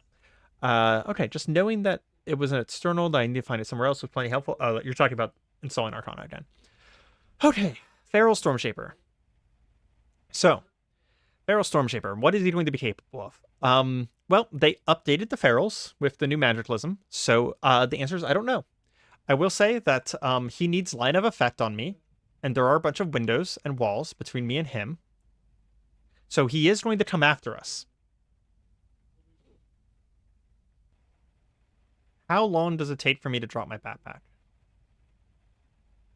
So if I drop my backpack, that only brings me down to 54. It's not good enough. We can kill him. Okay. The thing, though, is that I'm worried that he's gonna like lightning bolt us. Because we know the Stormshaper spells. You guys have seen Vellum, you guys have seen Hunter. We know the Stormshaper spells. The Stormshaper is a lot of DPS really fast. He's going to be quick. He has a Stormhammer, so he's going to want to get in melee with us. And because he basically called down Mjolnir, right? Like, he has a crackling Warhammer in his hand, and that Stormhammer does a shit ton of damage. It will break our bones on hit. So we can't let him hit us in melee. He will be much faster than us. Actually, that's a good question. It says he's about as fast as us right now. If we go to run mode, he is slower than us. So he hasn't cast when running yet. Yeah, okay. Pete's in. Arcana is a fun mod. Solid quest lines with interesting rewards. Yeah, it's actually one of the things that I like about Arcana, I haven't mentioned yet, is that Arcana has quests, and we do actually plan on doing the quest lines. I'm really excited to do them, actually. So let's drop the Vine Reaver. We'll do that right away. Dropping the backpack will take some time. He shot us. You're blinded. You think you couldn't dodge this attack and decide to conserve stamina. The shot reflects off your torso. How long does it take to cast Hardened Senses? 114 moves. We're going to cast that. Ooh. We cast it and took a step back. Something gestures and sparks impact your leg. Okay, we're slightly damaged. Unfortunately, our backpack is in the way. Our Hellfire Staff did fall out of our thing. I want to step out here. Okay. So the ideal is that we get him a little closer. I don't think he can kill us in one shot. What's the range on the Kopesh's spell? Doesn't say. Oh shit, our gun was in the backpack. That's unfortunate. Okay. Feral Wizards are fueled with infinite mana by the do. Yeah, but they do have cooldowns. Okay, we're just going to walk away. He zapped our head. Okay, now we go in. Okay, so remember how I said that the Wormskin armor is overpowered? This is a Feral Stormshaper. A Feral Stormshaper would probably kill most of my characters. Aiden can probably handle it, but most of the rest of them can't. We're going to go ahead and activate the Wormsbane armor and miss. Okay, we're going to do it again. We're going to activate the Wormskin armor and do 59 damage to him and put him in a pool of acid. We'll activate the armor again and he's dead. Yeah. And then we refilled the armor with our 57 essence. Yeah. He's just dead. He had some mercury on him. We'll take that. Crush down his corpse. Pick up the backpack. Pick up the Vine Reaver. And wordlessly, quietly, Adelaide closes the windows. That Stormshaper went feral. Unfortunate. But Adelaide is a mage hunter. That is the actual job of a Shrike, is to hunt mages that would hunt the Sanguine Cult. We are a protector of rituals, and rituals are stopped by mages. He had no chance. He had no chance. In other news, we have a temporary house. Let's check. Fashion over function? A thaumaturge's spell. Kelvinism. That sounds like our kind of thing. I think Telvinus would be a cool thing to do.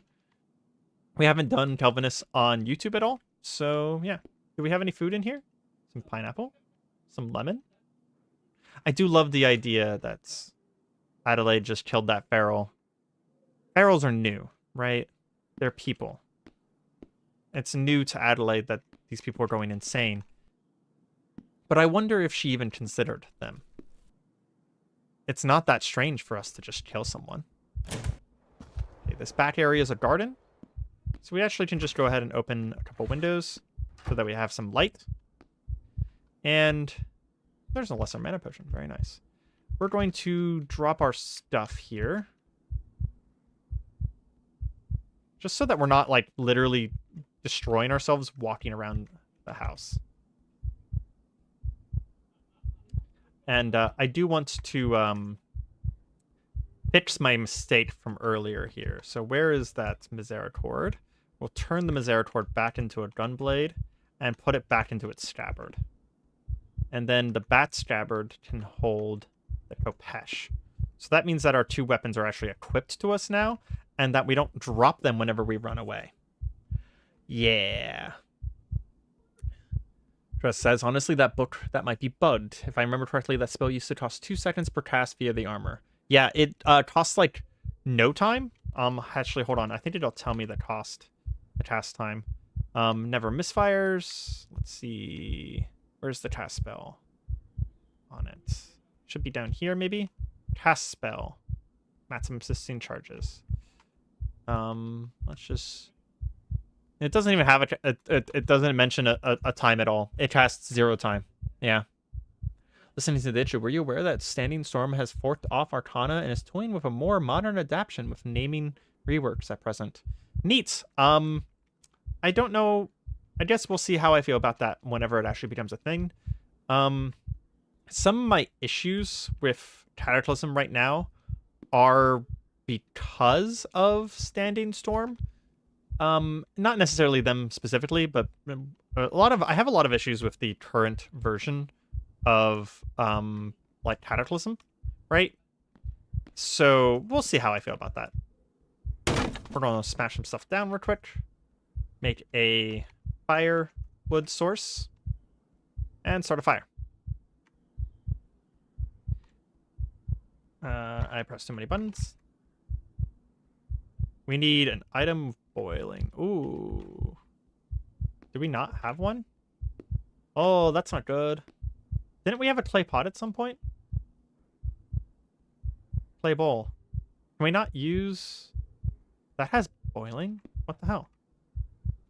Why is that not working? Tool of boiling of 1 or more. Hold on. Let's, That's super strange. Tool of boiling 1. Maybe we'll equip it. Why is that doing that? Counting as a... You know what? Let's unload it. Pour into a container. We'll put in the blood draw kit. Can we clean water now? Now we don't have water. Bowl must be empty. But the water I'm cooking... This game is dumb sometimes. Hold on. Okay, we'll put that in our inventory, and honestly, we're not going to be getting into too many fights, so let's drop the bat scabbard with the Misericord in it, so that we're not just constantly struggling right now, right? Because our carry capacity is just brutal, guys. Brutal. And let's see if we can find another thing that we can put water in. Around here somewhere. That's just really weird that we can't. Like, maybe is there any bottles around here? Doesn't look like it. Murky water has sediment and detritus in it. Okay. Sure. What about, the Misericord is not good for busting things down. Let's go back here and grab the Vein Reaver. See if there's anything in the water heater. Nope, nothing in the water heater. Well, that's actually a little unfortunate. Is there anything in here that is in a bottle? I think I can do this. Hold on. No, that's just Pilsner water. It's not actually a bottle of Pilsner.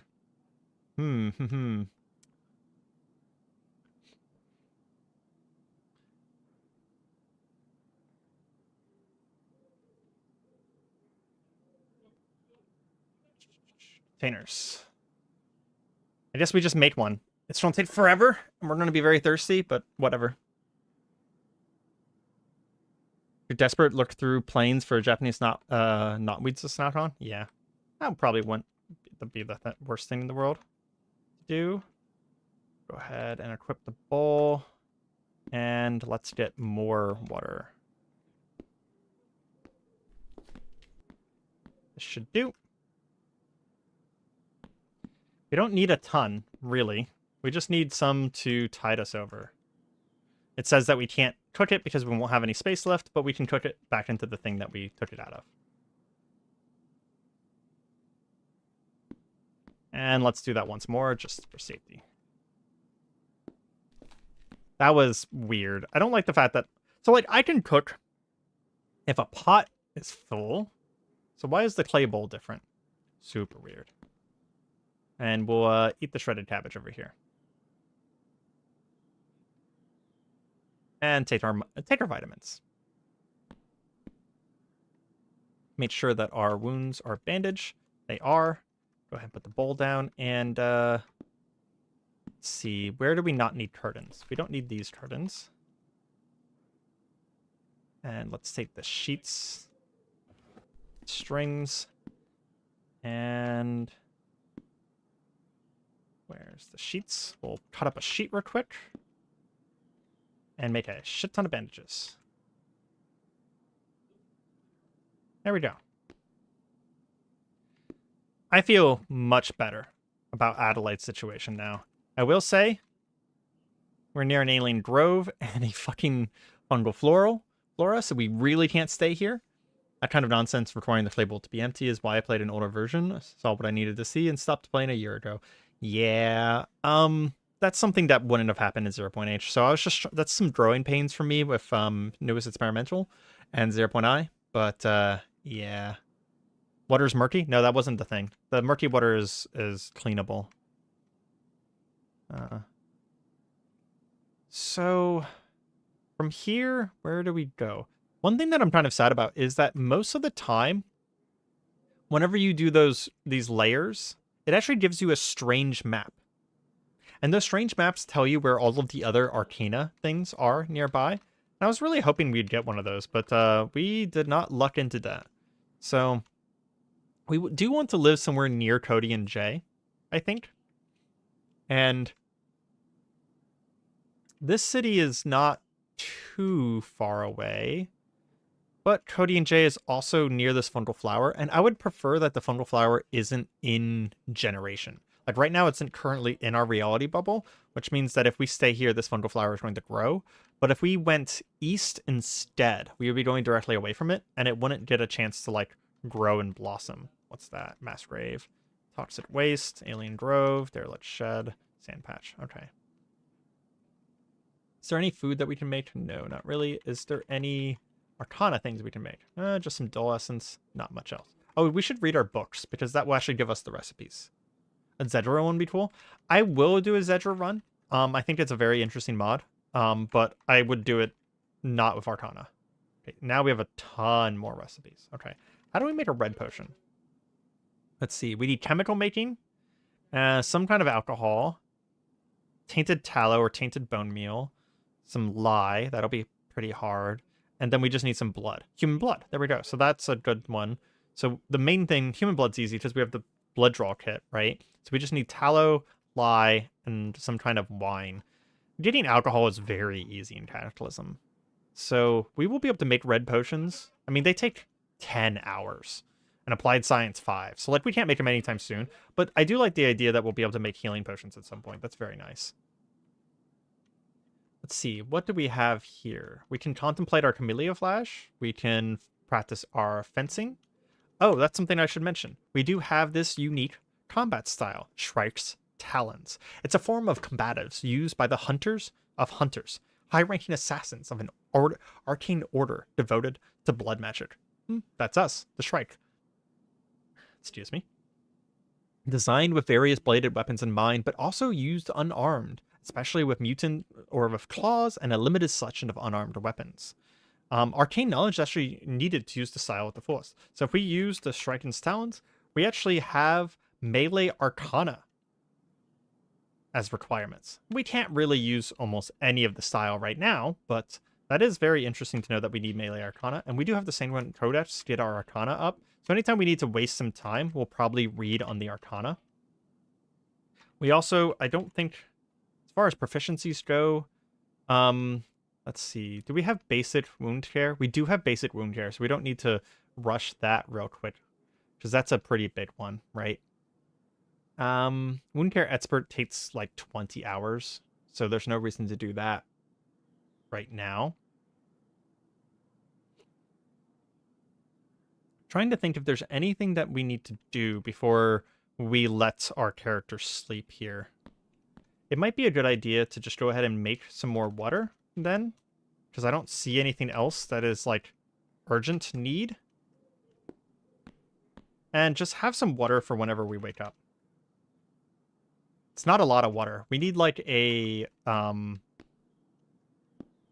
gallon jug or something like that. So we'll go ahead and leave that there. And close anything that would let anything in. And I think we're going to finally let Adelaide get some rest. Boiling some bandages would be good. Ooh, I don't have enough water for that. Good idea, but I don't have enough water for that. It would just so much micromanagement to boil bandages. And we don't have, the only water we have right now is this 18 water from the toilet. But once we have more water, yeah, boil bandages. Yeah, for sure. Good call. Keep trying mad scientist, but not getting anywhere with it. We're not going to set an alarm, just let her sleep. Mad scientist is fun with modern DDA crafting proficiency shenanigans. It takes 5 ever to make anything. Yeah, I've been hearing about that. 2 hours to get the many-barreled shotgun. Yeah. Boiling some bandages would be good. Wait, why did I wake up? Feel well rested. Why did I wake up? Only 4 p.m.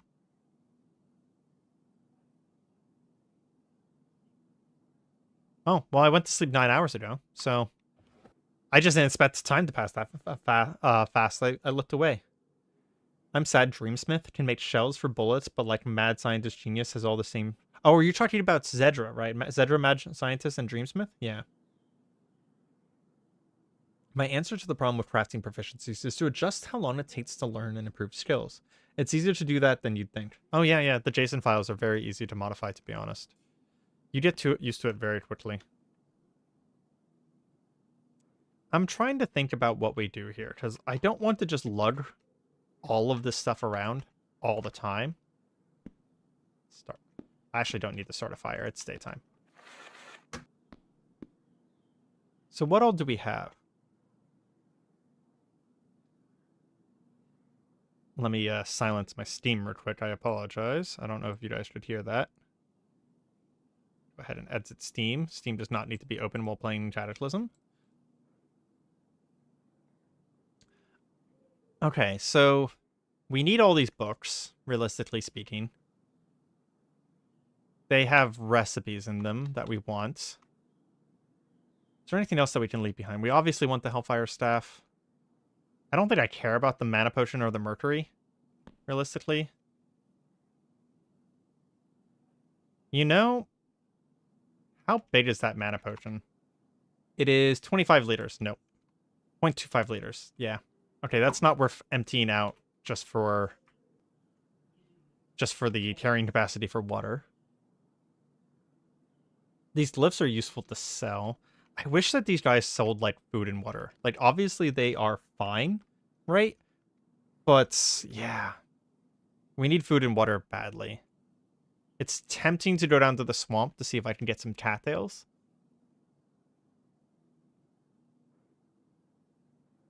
Yeah, I think what we'll do... We have a guarantee that this town is small over here. There's a liquor store. That's actually pretty useful. We can grab a bottle of liquor. Recycling center. It's a very, very small town. So we have a guarantee that that town is small. And if we leave this fungal bloom behind, it's not going to overrun this area overnight, right? It's not going to be that fast. So let's go ahead and leave everything that we don't absolutely need right away. And we will make for... Can you really not use murky water? That's interesting. That's new, huh? Well, whoever said that in chat, I was wrong. You're right. Sorry about that. Let's see. We don't need the hip flask, frankly. Wow, our basic kit puts us overweight. Someone was saying that the pattern scroll. Let's just go ahead and use it. You learn the sign Conjure Acid. Okay, yeah, so I just have this now. Using the spell will conjure a splash of acid at the point targeted and strike the very center for double damage. It has EXP and levels, so that's like Magiclysm. I just learned a straight up spell that costs stamina. Very nice. It also left behind a blank scroll that I can use for other things later. I apologize for doubting you. We're going to go ahead and re-equip the Khopesh, which again puts us overweight, but it is what it is. I mean, the Greaves are kind of a thing. Man, I have no idea how to you passed the pump well, a place next to the blasphemy for water. The pump well was if you're talking about the trailhead, it was within the range of Cody and Jay, and I couldn't use it. I'm not sure about if you were talking about something else, Etheric. Hey, Slash'em, welcome to the stream. Slash'em is a fantastic Cataclysm YouTuber. If you haven't checked him out, he has really good tutorials on more recent Cataclysm. Very, very cool. Them Greaves are too heavy for the armor they provide. Yeah, I was looking at that. I mean, that's a lot of armor. You say too heavy, but like, that's 10 bash, 16 cut, 12 pierce. That's a lot. They are also 6 pounds. We'll go light. It doesn't bring us below, though. You know what? We'll leave behind the Khopesh. I hate to do it, but the Misericord is a gun and a sword. And we have the Wormskin armor. We don't need the Khopesh. We're never taking this Marine of the Fallen off. It is our reward. Would the Greaves be more manageable if you weren't a bird? Perhaps. I don't know. Yeah, unfortunately, that trailhead. I was actually looking for a trailhead because it would be a good source of infinite water, and it'd be a place to make a base around. Birds don't have any gains whatsoever, sadly. What? What are you talking about? I'm 30% move speed, and move costs have reduced an additional 15% across flat land. And I, have the super version of good memory, and I have the ability to jump between buildings, and I have the ability to do a jump attack. I'm waterproof. Yeah, I don't know what you're talking about with birds having no gains. That's wild. It's a wild thing to say. Okay, so I have a scabbard. I have the Misericord. Okay, so we're going to go into town over here and do some basic looting. Before I do that, I want to make sure that we don't get any intruders here. So we're going to grab this and this. Oh my god, we're so weak. And I'm not worried as much about the fence, but I am worried about this front door. So we'll put that there. And let's grab one more. Because what we're going to do is we're just going to go over the fence. But yeah, so the front door is blocked off now. So we won't have anything coming through whenever we leave. Hey, stepladder. Go ahead and use that. And yep, let's head into town. We'll turn fast travel back on, which is a nice feature that I'm enjoying about the new versions. Gained in the weightlifting sense. Arima's not a gym bro. I mean, ooh, that's not good. Do you guys see that? Road barricade. There might be a turret there. Yeah, roadblock. Police roadblock. We are going to immediately go north into the forest and avoid the shit out of that. There's nothing good that's going to come out of a roadblock. Dinosaurs? Passive kind? Well, Those are fairly slow dinosaurs. Hear me out. Those are fairly slow dinosaurs. Did they aggro? No. Okay. Adelaide just runs up, grabs a few dinosaur eggs, and just fucking books it back to the cabin. That'll solve our food for Ferrocops spotted. There's another roadblock? Oh, screw you. Guess we'll take a circuitous route here. We do not want to mess with Ferrocops. Oops. One button. Oh man, since you guys are seeing me live, you're getting to see me press a lot of run buttons now. That's really funny. Personally been playing Arcana and killing Triffids? Yeah.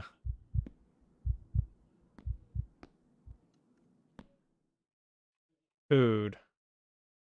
Can we not make scrambled eggs? Why not?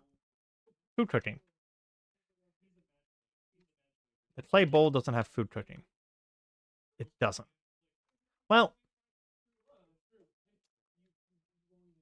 let's see. Food looks fine. You have to make a better estimation. Well, it's 2600 calories, so we'll just go ahead and eat it, I guess. I just put down the wrong thing again. Oh, gosh dang it. I normally cut out all of the times when I press the wrong button. So you guys are getting to see me press the wrong buttons all the time now. So we also need like a basic pots and pans.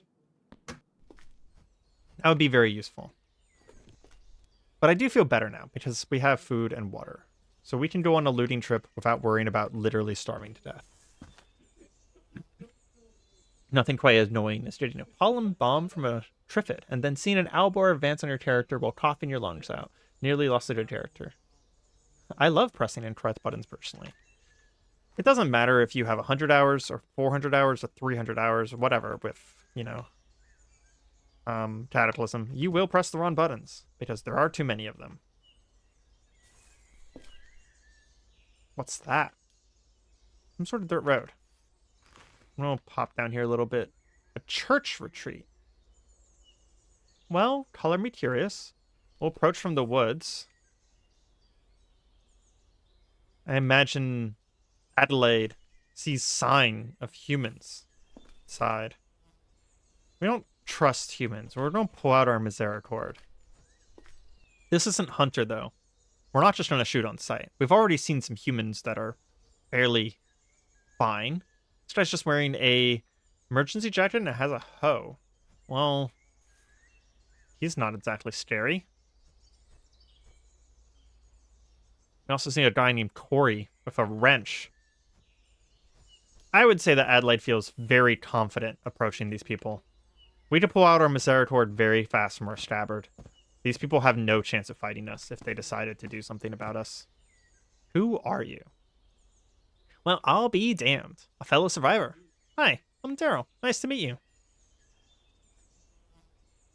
I imagine she would just blink and say, I have to get going. It's just a farmer. That's so strange, though, to find a farmer in the apocalypse. Let's make our way around and see if there's anyone actually interesting here. This game is what taught me how to touch type back in high school. That's funny. Ooh, ooh. They have a big-ass bus.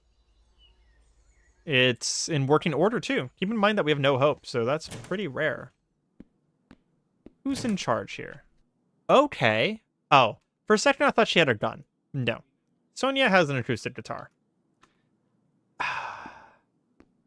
Adelaide would be wondering at this point, do these people know that they're in the apocalypse? The only person who has anything close to a weapon is apparently their chef.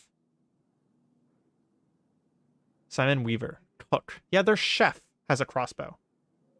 What? Hello, stranger. Don't think we've met before. Who are you and where am I? This is the New England Community Church. I should say it's one of their old retreats. I'm Simon, the head chef. Thanks. I don't feel like I'm going to be interested in what you have to say. What about you? Fellow nomad. Can I pat you on the shoulder? I want to be sure you're here. I imagine Adelaide kind of blinks at that, and to be honest, yeah, that's fine. Arturo says, yeah. Just that sometimes I see things. I want to be sure that you're real. It's all right. Take your time. Is that the end of the conversation? How are things here? They're not so hot. The whole compound is always low on food. There's fucked up Zeds out on the roads, and Helena's starting to panic a bit. She thinks I'm a holy visionary with my episodes. Sometimes I want to believe her. I usually just take the Thorazine Jane has, but I've been getting hit less and less. Well, okay, so there's a crazy person. What about you? Hey there, amigo. Welcome to Losers Club. Just passing through, I guess. Well, if that's the case, I don't suppose you'll help out the struggling survivors. What needs to be done? Basic repairs and upkeep. The generator in the basement is on its last leg, so I've been thinking about building a solar array for this place. Helena's against it, but I want to change her mind. All I need are a few spare parts. I can help you get the parts that you need. Tell me about it. Okay, great. We're going to need a charger and a generator, all in one. Here's the battle plan. Zach could create the framework. You'll get me a solar panel, and the rest I can craft or repurpose from the bus. Helena's promise as a reward if this thing lives up to her standards. Okay. So they just want a solar panel. Find a solar panel array or 4 solar panels of either regular or advanced variant for Tori. That's... Wow, there's actually a lot of people here. Holy crap. We're not going to take the time to talk to all of them. Lols, this character is probably as far from a standard Christian as you can get. That is accurate. I will help them, though. I would say that I like the idea that someone like Adelaide, despite being literally a part of a blood cult, oversized... See, this is why we don't like the fast travel system. I was talking to Drez about this earlier. The new fast travel system puts you in the central square of a tile. We're going to turn it off right away. Puts you in the central square of a tile. And even though safe mode stopped me from like fully walking into this place, it did put me literally on the same space as a wasp. Yeah, the new fast travel system is a little bored. Yeah, we're going to use the old system, which is just moves fast. I also do like this. So this is something that's new to me that's not in 0.h, where, so we can see that this is a cabin, right? But like whenever you look at buildings from a distance, it just says like, hold on. Let me see if I can find one real quick. New England Church Retreat, okay, yeah. Yeah, so here, for example, it just says building, right? You can't make out detail. So like if you actually have to get close to the places now to see what they are, unless you have a map, obviously. What is this? This is just a cabin. Well, check it out. I mean, the normal fast travel's not too much better, but at least it uses safe mode and stops you before you get too close. That is a lot of spiked boards. Glad we have high perception. Some ammo? Actually, that's a good point. Can I disassemble this? Let's see. Can be repaired. Can I not disassemble it? Oh, it's just the tray. I'm an idiot. I didn't read that correctly. Oh, here we go. Here we go. This is this stuff that we need. A survivor's note. We'll go ahead and read that. A woven anklet. It's just made out of cotton. I was hoping it was going to be made out of silver or gold, because we do still need more things that are silver and gold. This... Oh. As Adelaide was making her way through this survivor's well set up place, she found the ultimate irony. A survivor, still wearing the tattered remnants of improvised armor and weaponry. It is plain to see that the zombie was once a survivor, like us. And there's no blood here. There's no zombies. This person just died. Died of natural causes or sickness, or probably, as we've all seen before, just the flu.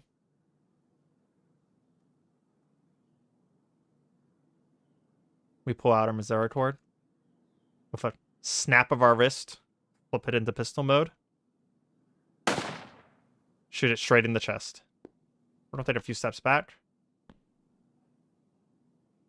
He is going to be a little scary. So I think we're going to attempt Conjure Acid. Oh boy, that is a big AoE. We'll put it over there. I put an Acid Splatter in the center, and it did 40 damage. It also exerted us. So we have Magic Sign Exertion. Overuse of Magic Signs increases fatigue gain. It gives us sleepiness for a little while. Okay, good to know. He is bleeding badly. He's also corroding. I don't want to take any chances here. We are going to reload the pistol while he bashes on the door. Back out. Use the bush. As soon as he steps into the bush, one shot. Go ahead and reload it. And in fact, we'll probably go ahead and switch it back to single fire mode. And then another flick of the wrist, turns back into a sword. Fucking beautiful. Let's see. Oh, he had a fucking really nice book, The Art of Enchantment. That's really important for late game Magiclysm. He also has a hatchet on him and a gas mask. The gas mask is damaged, so we'll just we'll not take any of it, to be honest. Too much of it is too damaged. The hatchet, even damaged though, is useful. Let's go ahead and peruse the Art of Enchantment. Oh, this is only the one that makes the Lesser and Greater Staff of Magi, so Adelaide would just look through it very quickly and then drop it to the ground before crushing his face in. Let's check the rest of the facility real quick. Another survivor, actually. This confirms our theory that it was probably the flu. One survivor caught it, spread it to the other. A graceless way to die in the apocalypse. We're going to wait. And one stab to the face, he dies. And we gain a perk from Bombastic Perks. Amazing. We already know what we're going to grab as our first perk. I just have to find it. There's a thing in here somewhere that gives us more carry capacity. Because holy shit, do we need that? I've missed it somewhere. Where is it? Hauler. There we go. You can carry an additional kg of items. Very nice. We now have 45 capacity. And for one of the first times since we started this character, we are appropriately under capacity. He drops some Scarlet Flower, which I think is Vibrant Flower fallen from some otherworldly fauna still in bloom. Might be useful or made into a trophy. Yeah, I think that is one of the things from Arcana. There's some Makarov round that can make smokeless pistol powder. I think that's what we need for our paper cartridges. Require black gunpowder and lead. So that's going to be pretty easy to make.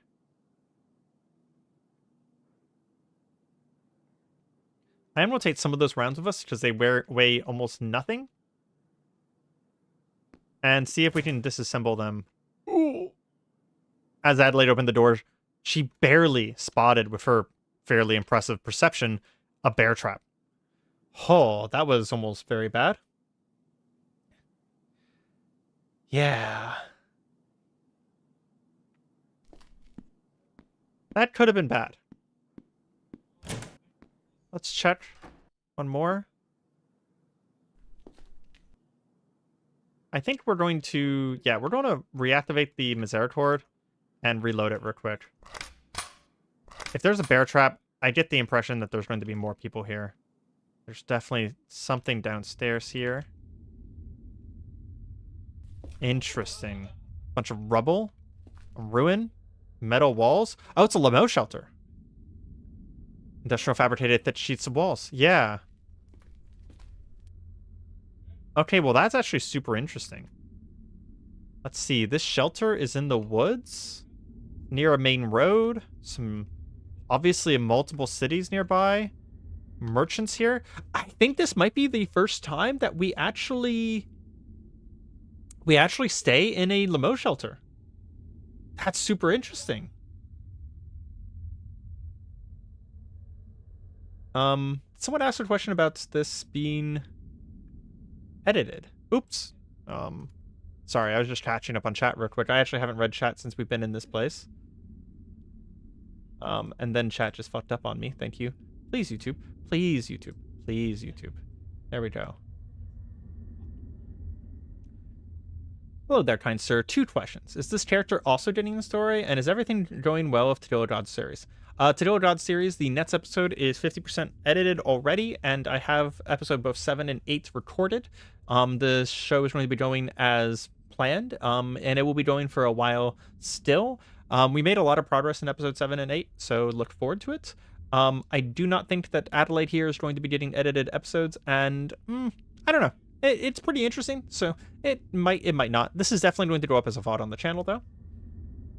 Miss whenever Crazy Cataclysm mod gave us actual Cannabis Shiloh buff. That's silly. And apparently encoded guests that this was a limo shelter. I actually have not been to this POI, so I actually didn't know that. Personally like the limos because they're too far away from most stuff, and dislike needing lights all the time. Well, normally the lights stay on, right? The only shelter I've ever stayed in was a last Mage on Earth shelter, and those shelters are super nice. We're just going to check this place out, though. We do have a gun, and most people can't stand up to us. And we also have our armor. Yeah, our Wormstorm armor is filled right now. So if someone else pulls a gun on us, they're going to be in for a world of hurt. I'm not afraid of... In fact, I'm just going to finish him off with my blade. I'm not afraid of using my gun in close quarters like this, because I actually... If there's anything in here, I want to make noise so that it hears me. So then it makes noise. Ooh, a flashlight. Hell yeah. We needed one of those. There's a battery charger. Not exactly what we need. If we set up power to a place like this, it would basically be a perfect base. Protection from the portal storms, which the portal storms are kind of a little bit rougher. Let's check for hidden walls real quick. So if you look over on the right side, our concealment percentage, if it's anything less than 100%, it's often a hidden wall. We'll crush that corpse down while we're here. Sometimes hidden doors in these things. In fact, I found one in almost every single one of them, so I feel like it's worth checking. Especially because, like, for example, aha! You see it? Concealment 100, concealment 0, concealment 100. Oh! Oh! Thank you, Adelaide. Thank you so much for having good perception. As we step through the trap door, pushing aside a hidden part of the wall, there is a shotgun trap on the other side. That's scary. So I don't want to mess with that shotgun trap. Even disarming it can be dangerous. So what we're going to do is we're going to grab this rack and we're going to move it out of the way. And we'll grab this rack and move it out of the way.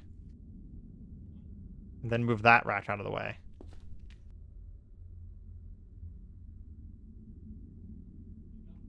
Is there nothing even in here? Well, this appears to have just been a panic room. I imagine it was meant to be a storage room at some point. But they've ran out of storage. I mean, they're all zombies. So with how empty this place is, Adelaide changes their mind on what finished this group of survivors off. This was probably basic starvation. I'm gonna grab this corpse and haul it upstairs.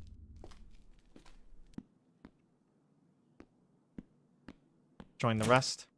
This is a possible home base location. We're not going to necessarily use it right now. But if we could get some, like, ever-burning torches, that would be about perfect.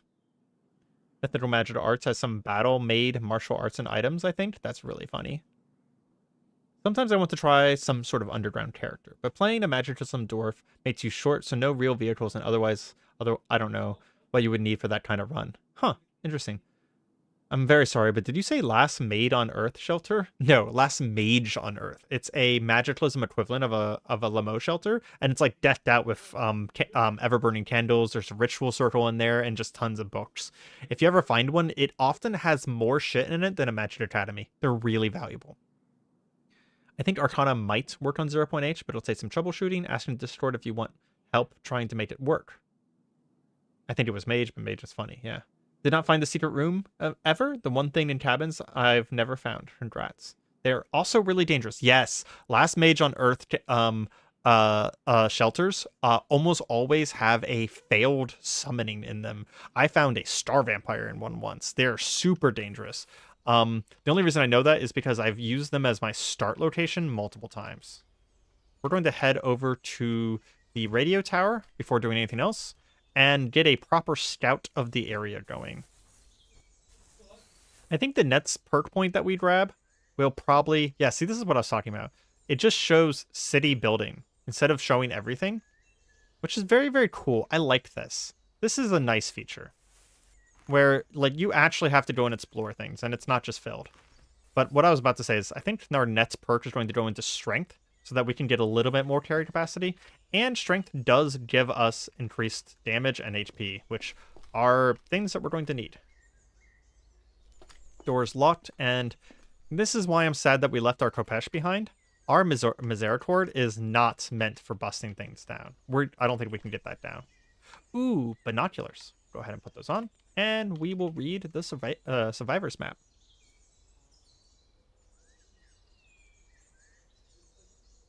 And my game completely froze reading the map.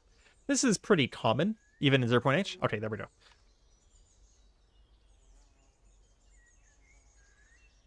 Let's go ahead and zoom down. Holy shit. So that gave me all of the roads in the nearby area. It gave me a survivor base called the Lumber Mill. Anything else of super note? We're going to turn off the blinking because I can't stand the blinking. Apparently a small town called Sunabi.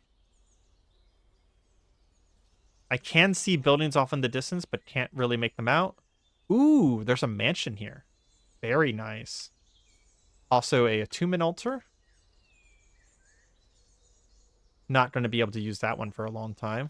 Some sort of rural road and a house. And oh, this is a mega city. Okay, so I want to be near West Bath here because, as I imagine every single one of my viewers knows, I love mega cities. What is this? A bunch of buildings in a circle? That could be anything. Well, we have a lot to explore. I think that I want to go into Plimpton first, though, because it's small enough that we probably won't run into, like, terrible... Ooh, a research facility? Interesting. We're going to mark that with my usual little pink asterisk, which I use to mark interesting things. Because that sounds like a terrible place to go, but also a super interesting place to go. I also want to search real quick. Aha! We have a Magic Academy. And no, I did not edit this map. Well, not this one. Bunch of Magic Meadows. Let's see about Wizard. There is also a Wizard Tower. I'm not going to care as much about this stuff, but I do think that the Magic Academy... I mean, I like the idea of primarily using Arcana for this kind of run, because it's super interesting, and it's something very, very different than what we've done so far. So I'm probably going to primarily use Arcana, but I do like the idea of primarily using magic items, which means that I'm good with using the magic items from Magiclysm more than the spells.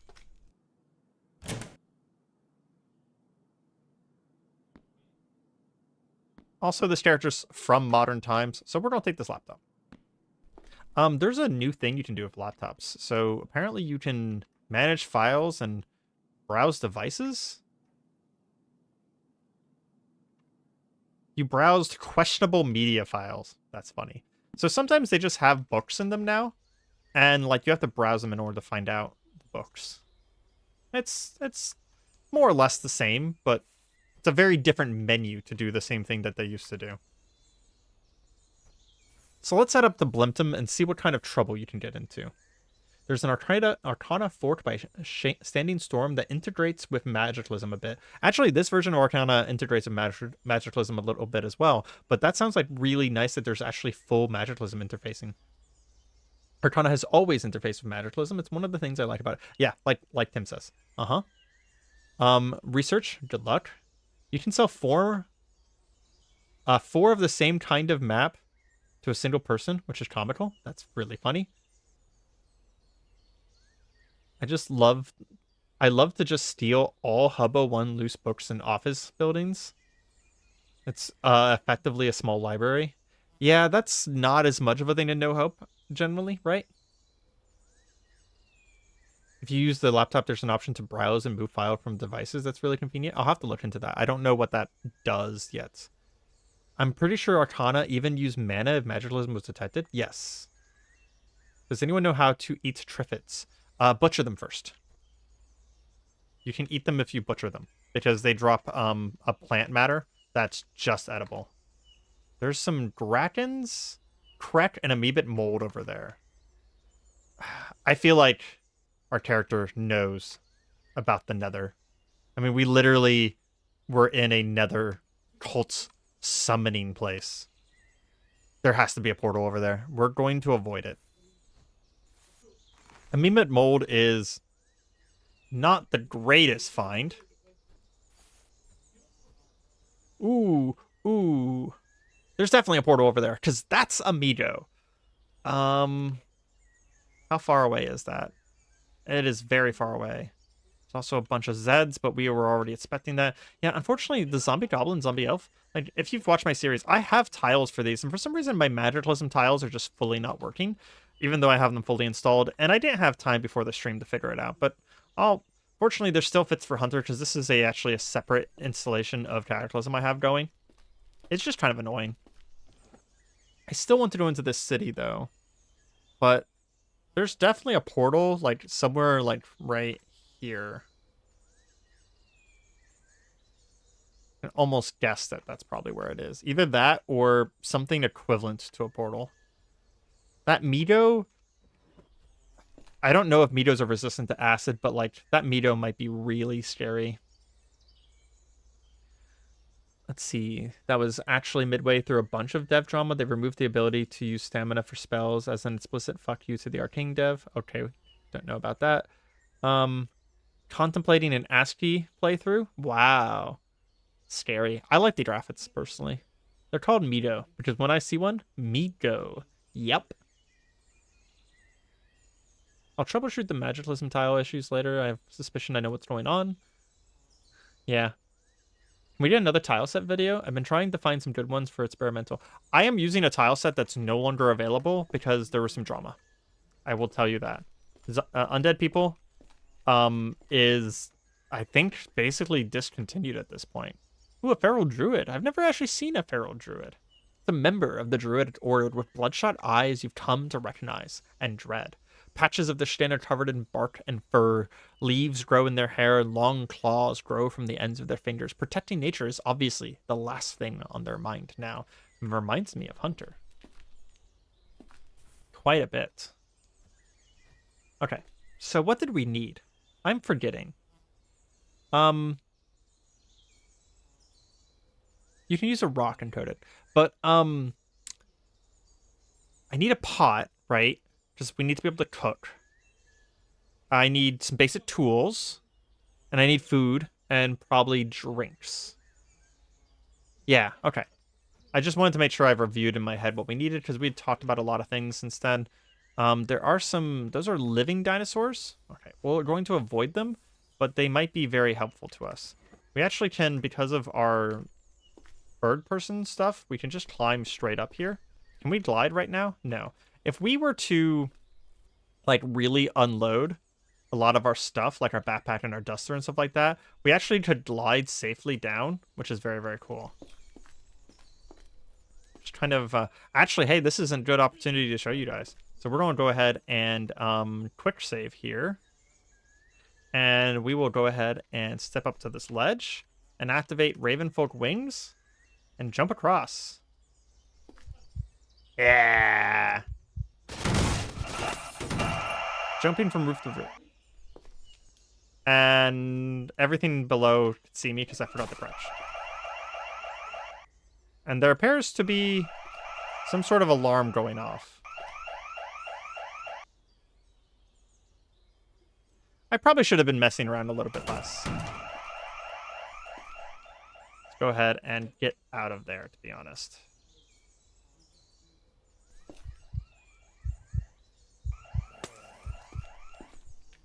We'll grab the eggs, at least.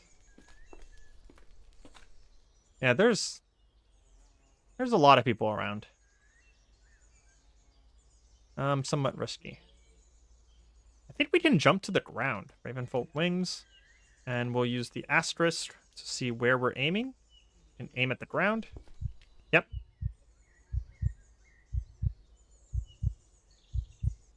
And if we need to, we can jump back up.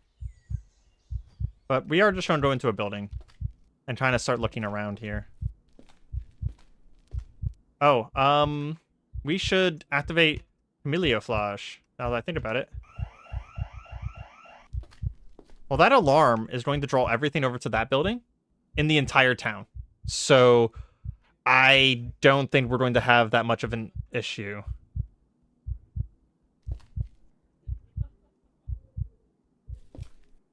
Oh, that is a zombie dwarf. I do not want to fire my gun. Let's go ahead and turn it back into a blade. Step back into this room. Take a swing at it. Yeah, there we go. Take it down. We'll smash them as we go. Other... I don't want you to make noise. Come into the room back here. Come on. Very nice. He has some bubblegum. Good for my mood. Oh my god, stop setting off the alarms. Okay, that's a problem. That's a problem. Feral Animist, and they set off this house alarm. Okay, we are going to run. Go out the back. I'll wait at this window for the tough zombie to get stuck in the window sheet. There we go. Feral Animus is on us. We don't want to fight that. That is too much heat with how many zombies are going to be nearby. Okay, I'm going to make my way back in here, though. They should all be near the sound of that alarm. Just a take.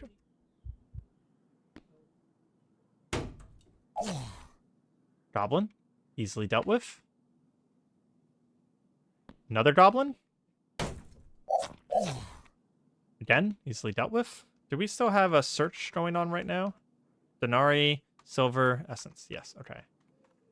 Let's continue eating our cake. There we go. Where is all this canned food coming in? Is that in our inventory? Oh, it's because we have a MRE package. I didn't even notice. I didn't remember that I picked that up. I want Medo casters? That sounds awful. Arcana Folk adds Medo and Triffid casters to... That sounds terrible. Give me a moment and we'll take a drink. Carver, if you're asking me what experimental I'm on, I frankly don't remember. It's an incredibly specific experimental, but it's from like December of 2025. Yeah. And then the mods... Actually, check the description, Carver, of the video. I actually put all that information in the description. I just remembered. So all of the mods that we're using are in the description of the video. Let's check the upstairs. We haven't really gotten anything out of this yet. Yeah, I don't normally use experimental, but I'm using it specifically because we couldn't get any other version of Arcana working. Okay. So this right here is secretly quite useful. There's a lot of paper in this room. We're going to take all of the paper. Because we can use the paper to craft talismans. Well, there's a lot less paper than I thought there was going to be. We also can make paper with planks, right? Isn't that a thing? Potentially, but I don't have the recipe, it looks like. I need to not forget that I do have some water talismans if I take some damage. Go back into a crouch. I'd love to loot more of this. Yeah, let's go ahead and use our wings. Jump down over here. Make sure we're jumping down, not out. It bugged again. It does this sometimes. It spends the stamina and doesn't actually jump me down.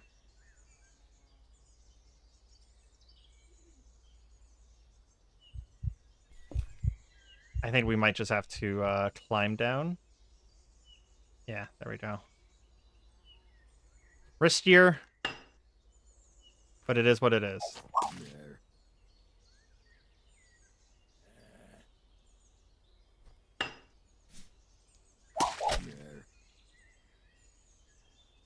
And there's the feral animus, so we're getting out of here. Again, too much heat. It's too much heat.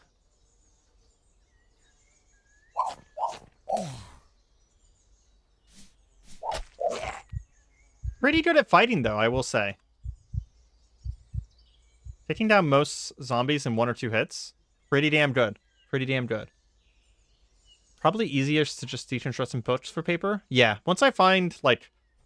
yeah, actually, that's a good point. I should be grabbing, like, low-weight books for paper.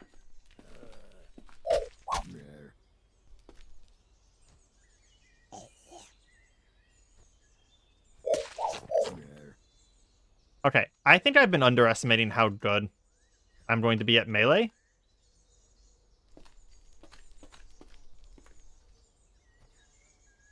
Because the first things that we had to fight were things that, like, you definitely don't want to melee.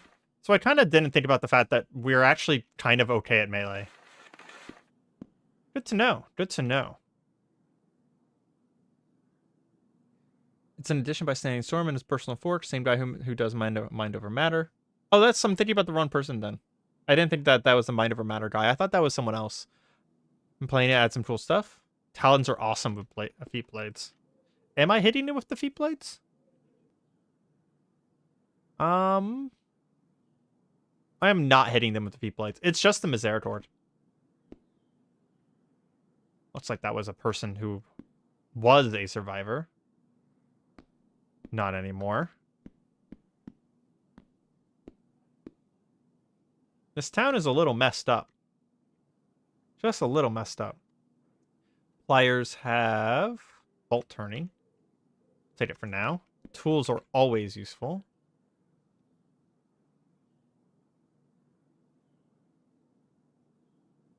So this can be disassembled for 20 paper each. Yeah, we can go ahead and take that and just get a whole bunch of paper. I think I just saw a hairpin. Is that steel? Oh, hey! FEMA evacuation flyer. Hold on. Let's use that right away. You study the flyer. One part of the flyer has a map and address for a nearby refugee center alongside minutia. You no longer need trouble yourself. With now that society has collapsed like operating hours and acceptable forms of ID, you take careful note of the map and address and mark down the coordinates. Heck yeah. That gives us an error. Did it actually give us the refugee center? No, the refugee center is bugged. Okay, cool. It's nowhere on the map. Well, it failed to spawn the refugee center. That's unfortunate. That's very unfortunate. I was hoping that we could get to the refugee center because there's an NPC there that does stuff with Arcana.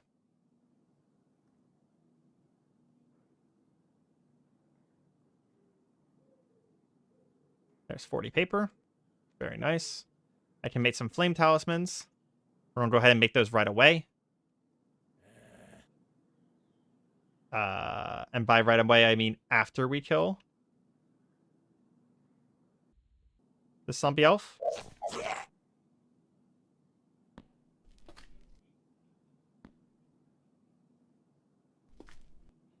Let's crouch in here so that people can't see what the fuck we're doing.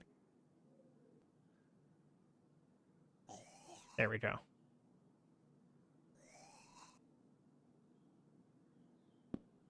Never forget that you can crouch. Why did it fail to spawn? There could be about 1 billion reasons for it to fail to spawn, unfortunately. Moving to the next overlap square over to regen some new terrain. Yeah. Arcana plays well with the TLG fork. Ooh, that's very nice. If experimental DDA is giving you issues. I didn't know that Arcana or any of the mods worked with the last generation yet. That's really cool, Slash'em. Yeah, Slash'em has been exploring the last generation a lot more than I have. So it's really cool to hear that they've actually gotten some mods over there.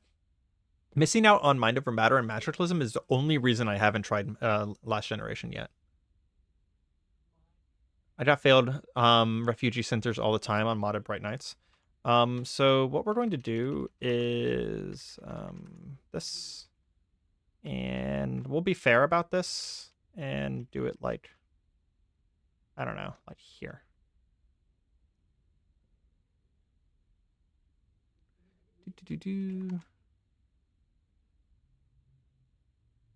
Oop, that's not how you spell it.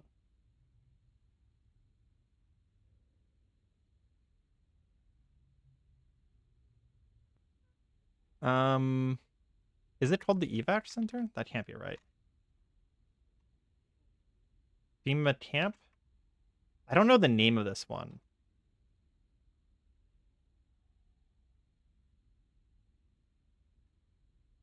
I think the evac center is the dungeon one.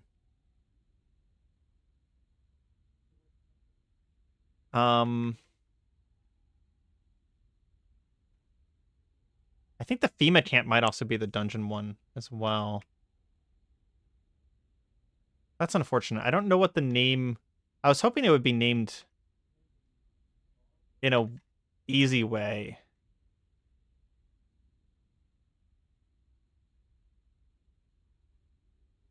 Yeah, I'm not sure what the name of the refugee center is, so we can't just spawn one.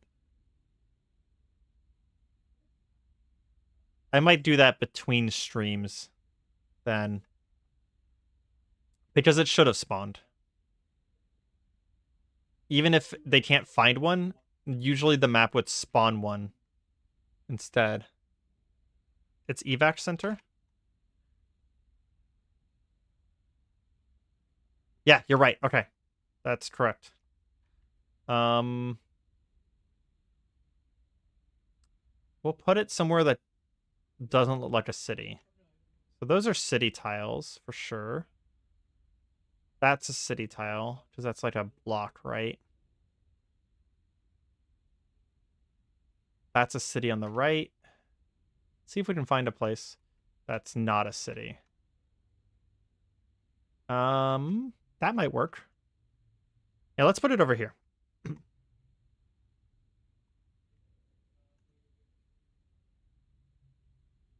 We'll just line it up with the road a little bit.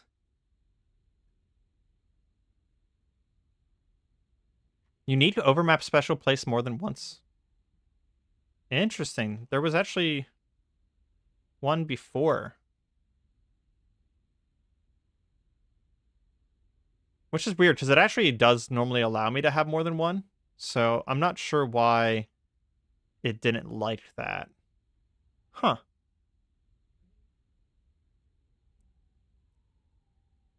Either way, we'll go ahead and say that the map worked. It's still painfully far away, because we're going to have to go through quite a bit of things. I probably could have put it farther away. I just didn't want to put it in like the center of a town, right? Rude video game insisting you can't place the center and then saying there's already a center. Make up your mind. Exactly, right? It may have been placed really far away. Yeah, because doesn't it like to find a road between you and it? So perhaps it may have failed because there wasn't enough road there. But the thing is that I want to do the quests, right? I want to do the Arcana quests, and one of the only places I know to start the Arcana quests is at the Refugee Center. So we're just cheating that one in.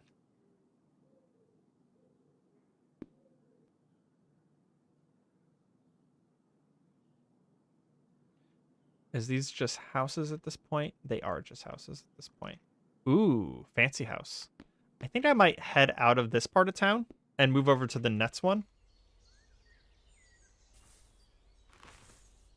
I will say, though, unlike normal, we actually care about zombie kills. We're getting experience for the zombie kills towards our next perk. Which, I mean, we always kill zombies. I think Hunter has killed like 4,000 zombies or something like that. So it's fine to be rewarded for something we were going to do anyways. There's a magic meadow there. I don't think I want to go near that because that's going to be Triffids, most likely, right? But we will skirt around it. Ooh, scorched zombie. Oh, that's scary. Heavily burned zombie dinosaur predator that still reeks of charred meat. Its flesh has been mended into a leathery shell. Unrelated. Do you see that? There's a smudged scroll on the ground. Oh, there's a bunch of people here. At a mass grave. Okay. We're going to quick save, but now I'm super, super curious. Now just hope it doesn't fail to spawn the Arcana Church. Yeah. It doesn't see us, and it is a lot slower than us. What is going on up here? There's a bunch of smudge scrolls. And there's multiple of those scorched. Let's try this. Daspletiosauruses. Interesting, interesting, interesting. Adelaide can see indications of some gun. Yeah, look at this. Did we just hear gunshots? No, they're trying to bite them. There's some sort of battle happening here. He has an M4 carbine. They both do. Yeah, these people are decked out. Okay, they're firing at the zombies that are between. Yeah, we need to go this way. We need to circle around. Let's make sure that our gun is in pistol mode.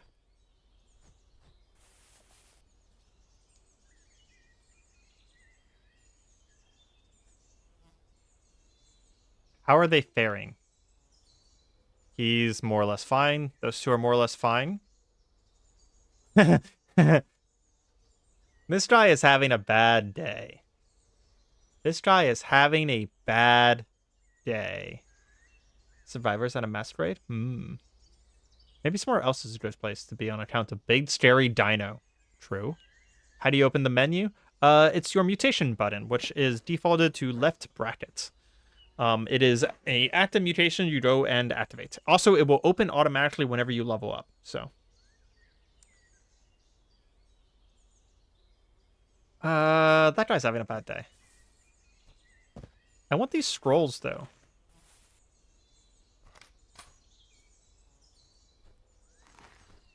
And if we can help... Okay, so they're not aggressive to us.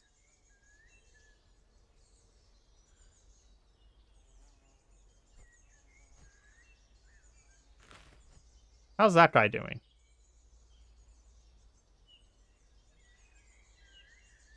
He shot a smoke grenade or something? Wait, I just saw corpses. Did they take them down? Wow. Scorched corpse of the Daspletosaurus. I hate to break it to you guys, but you guys need to smash these corpses down. Don't worry. Wait, that's new. You cannot pulp this corpse. You have no tool heavy enough to deal with it quickly. Can I still dismember it? Oop. What just happened? A puddle of resin. Vine beast, vine beast. Oh yeah, Triffids. Nice. Oh, guys, did you see that? If I went into the butchery menu, partial butchery. What? That's wild. That's new. Okay, so I can dismember them. Even if I can't crush them down. I've had more NPC interactions in the last few hours than you've had. Yeah.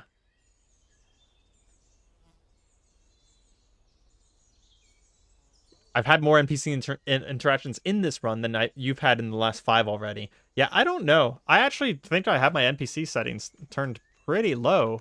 But then again, I'm not allowed to change my settings anymore, don't you know? Oh, they actually did smash down the corpse. Very nice. Okay, who's the leader? This man is just named Red. I'm going to assume Red is the leader. You there, wanderer. You have the look of someone who hates dinosaurs. Are you ready to take this country back? Dinosaurs? What the hell are you talking about? They just started showing up. About the same time it all fell apart. They attacked the caravans and bandits both. Hungry bastards. All dinosaurs are shoot on sight. We don't eat them. They're probably poisoned with whatever got the dead ones. Just leave them for the crows. Same with the eggs. Kill all dinosaurs. Interesting. I have a job for you. Want to hear it? Sure. It sounds like you get it. There's something out there that's scaring the merchants. They got away safe, but lost a grain shipment. You're welcome to it if they can haul it back. Check out the area and report anything you find. Adelaide probably just shrugs and goes, sure. Okay.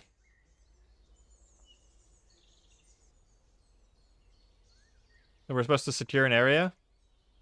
I mean, dudes, you have like 40 machine guns. It's right over there. Okay. I guess we'll do it.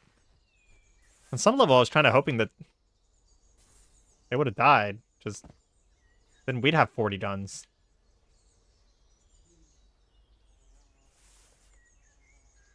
This seems like a bad idea. They told me to go kill dinosaurs. This seems like a bad idea. What a Magic Perks affect Arcana spells? I'd be surprised if it did, to be frank. I'd honestly be surprised if it did, because the Magic Perks are, like, very specific to Magiclysm. Oh, that's another mass grave. We do not want to go that way.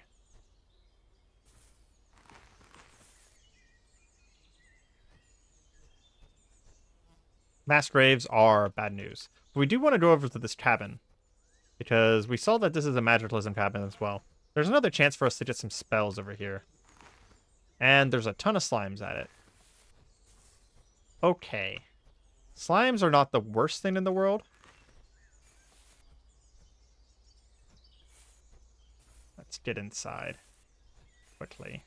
Door's locked. Go over the fence. 2 for 2. You know, these cabins very, very rarely have mages in them. It's incredibly rare for them to have mages in them. Now we have run into 2 feral spellcasters in 2 cabins. Okay. Well, he's an Earth Shaper, an earthen wizard, obvious by the rocky texture of their skin and the granite dust that flakes off of them when they move. Their eyes, still obviously human, are bloodshot, and their gaze is unfocused. It is unfortunate. 2 things. One, the Earth Shaper apparently stomped through a gesture at us, and we got knocked to the ground and lost our concentration. 2 things are going for us. One, it's an Earth Shaper. We don't want to engage this guy in melee because, well, honestly, my blades are just going to bounce off of him. He will have some rocky armor.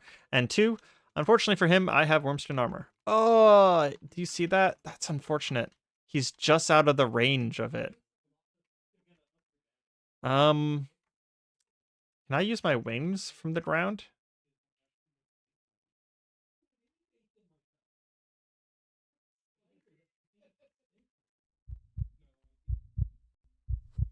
Well, we got back up. Now we can use the Wormstone armor. One shot, 38 damage. Second shot, he's almost down. We're going to convert this into pistol and finish him off with... Never mind. He walked through the acid.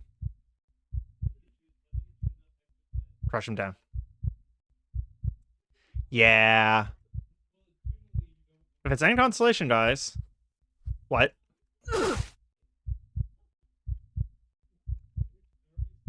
So there's a lot of slimes out here. Does the Wormstone armor hurt slimes? No. No, it doesn't. I did give you guys the opportunity for us to not take the Wormstone armor. So now you know how powerful it is and why I was like, this is a lot powerful for a beginning character. A lot of power for a beginning character.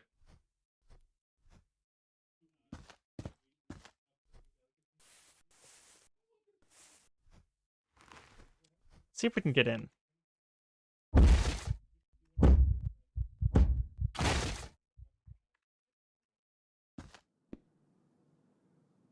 Point Flare. There was another Kelvinist spell. That's nice. We have a use for our mana now.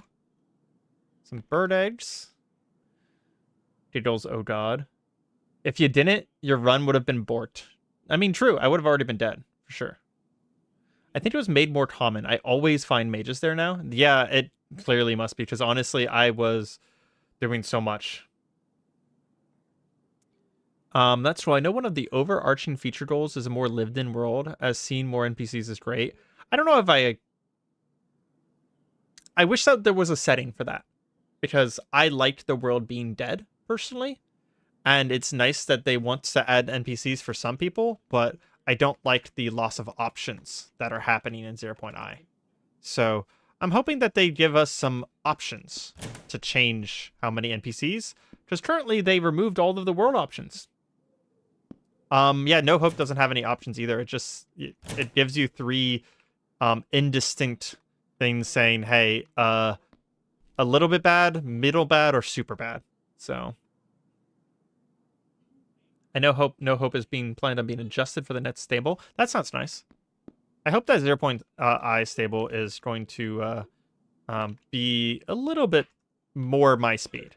I think that, honestly, my complaints are not shared by a lot of people.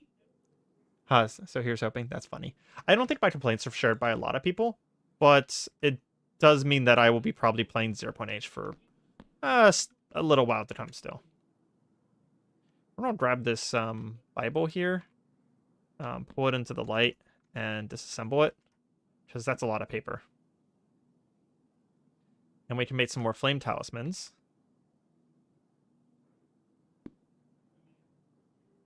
And bring those with us, and bring the paper with us. It is nighttime. If I remember correctly, slimes can't bash through things. So realistically speaking, we could put our blade away, put our earplugs in, and just sleep here, to be honest. Choice is almost always better than less choice. True. And I think one of my biggest gripes about 0.I is, on top of the fact that the GUI was broken for me for a long time, and I literally just couldn't read it, because I play on 2 times Zoom, and on 2 times Zoom, the GUI is really, really blurry. But the other thing about it is that, wow, we're tossing and turning for a long time. Holy crap. That was a bit of a mistake. But the other thing about it is the removing of features and the removing of settings. I don't... And you're saying the streamlining of code in JSON, but the JSON file for editing the world is still there, by the way. Wow. Why did we just not sleep until 7 a.m.? Jesus Christ, Adelaide. Did I take a trait that I'm not remembering or something? Oh, I have less sleep. I forgot that I had less sleep. That's why it's happening. But yeah, the JSON code for editing the world is actually just still there. You just can't edit it in-game. You have to make your world and then go into the JSON files and edit it. It's like, why? It's not even removed. It's just not accessible by normal means, unless you're someone silly like me, or Drez who just go into the files all the time to edit things. It's super strange that it would be. It's a super strange choice, to be honest. Is where I am on it, and I would love to know what the reasoning behind it is, to be honest. Okay. Either way, though, let's continue onwards. That is a lot of slimes. Holy shit, that's 62 slimes. Fortunately, slimes are not too dangerous. We just don't really want to, like, get too involved in this. Check these corpses. Hey, there's a soda. That's good.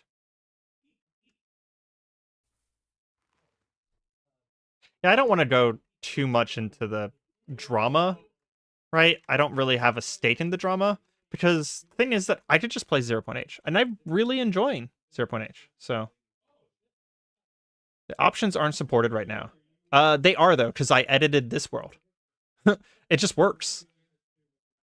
Like, the options still work, so I don't know why you would remove them if they still work. I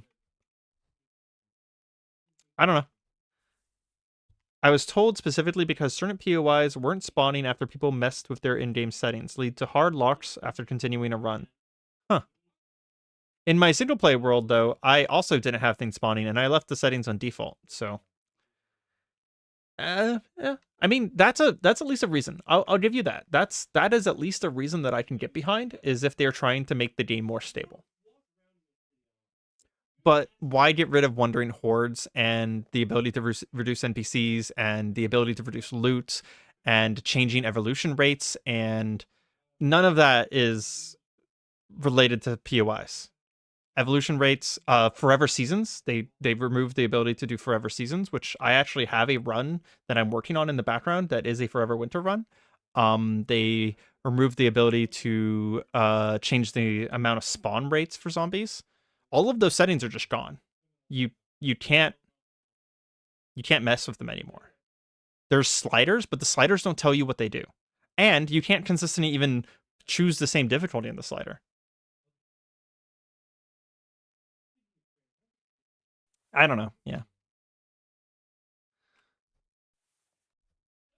I am not going to continue to drama about it, but it is one of my major concerns about... Oh, hey, there's a silver anklet over there.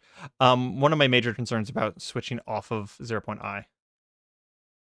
I just noticed that... Okay, so back into the game now. They told me to go and kill a dangerous dinosaur in this location. Guys, it's a single tawa. A small, thin, predatory bipedal. It's a chicken.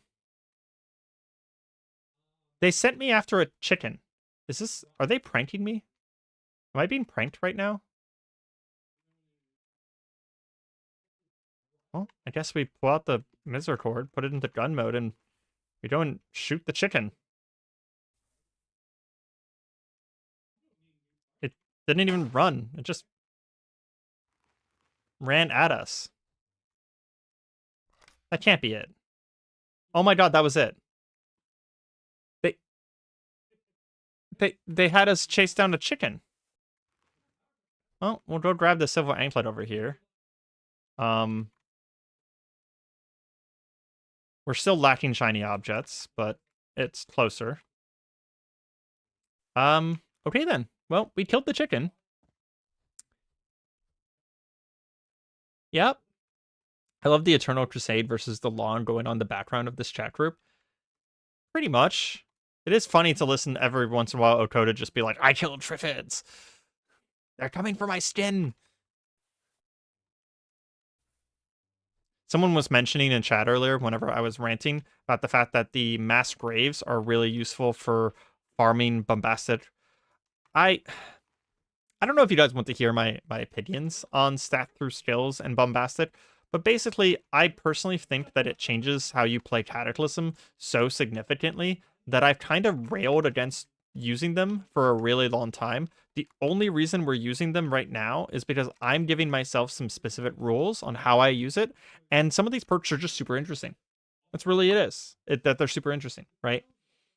But I don't like the fact that one of the things that I find is a core essential part of Cataclysm is that fighting isn't good. You want to stay... It's a survival game. It's not a RPG, right? You don't want to go in and just kill every single zombie, right? That's just, it's kind of like against the idea of Cataclysm. The idea of Cataclysm is that you take fights that you can survive and you take fights that you can win, and you clean out zombies because it makes the world safer for you to survive in, right? Giving an EXP value to zombies and giving you level ups changes how that feels in a very core, very significant way.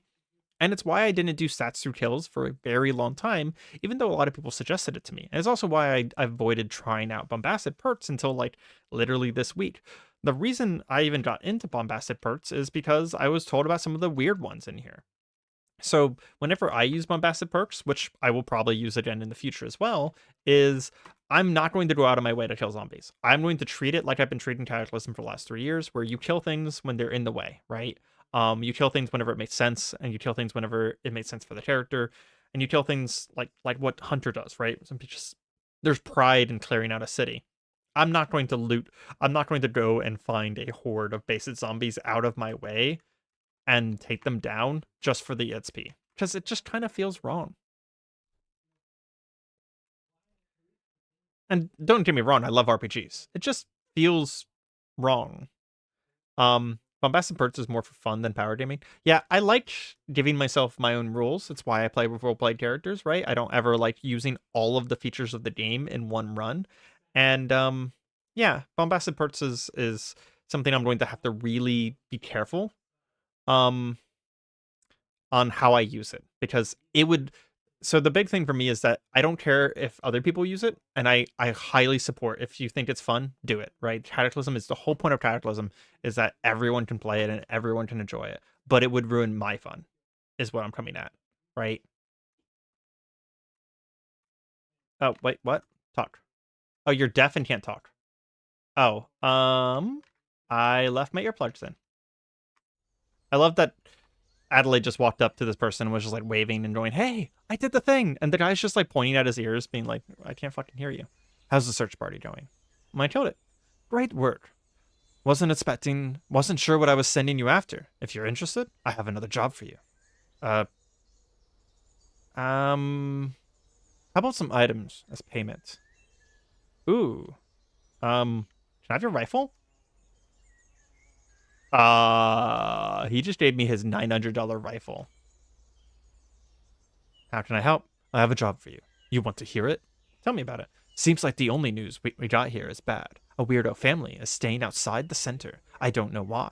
They said something about germs. Anyway, they're gone. Vanished into the night. We sent a scout out to find them, but they're not now too. We have a pretty good idea where in the woods the scout was searching. Bring back anyone you can alive and end whatever is killing them. Sure. Yeah, so he just gave me a modified M14 rifle to kill a chicken. It's worth $2,000.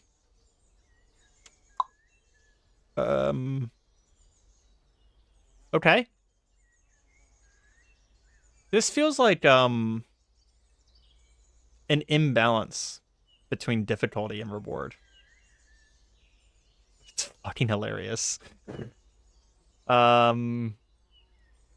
I have a slight problem here. I can't carry this. This is too heavy, dude.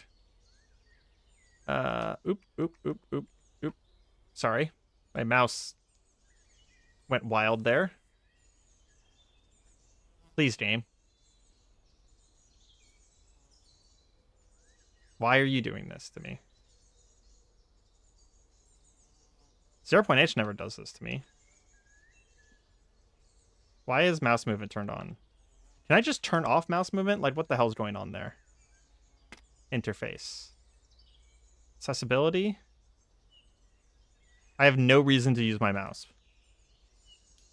Mouse controls. Enable mouse. There we go. Why was that? Why was that a thing? He deeply appreciated. Funny that I had Bombastic and STK and never had the desire to go kill things. I really love building a house from scratch because I'm crazy, though.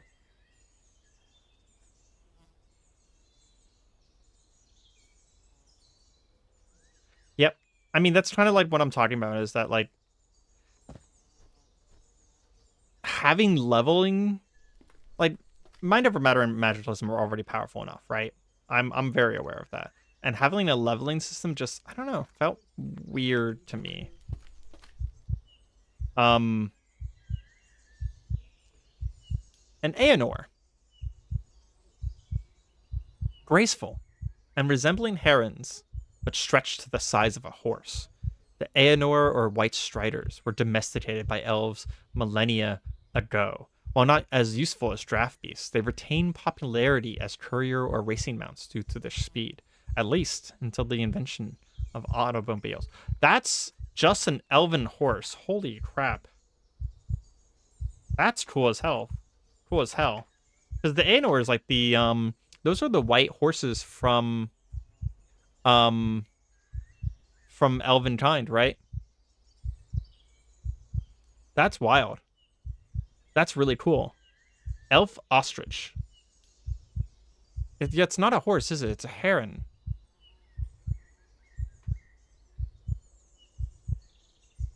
Can I make... That's not how you spell cattle. So I would need just a little bit of stuff. Barley, soybeans. Okay.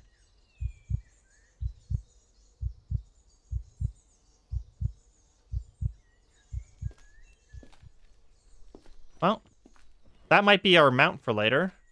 Although I do have motorcycle proficiency, so I kind of like to get a motorcycle because it just kind of makes sense for the character.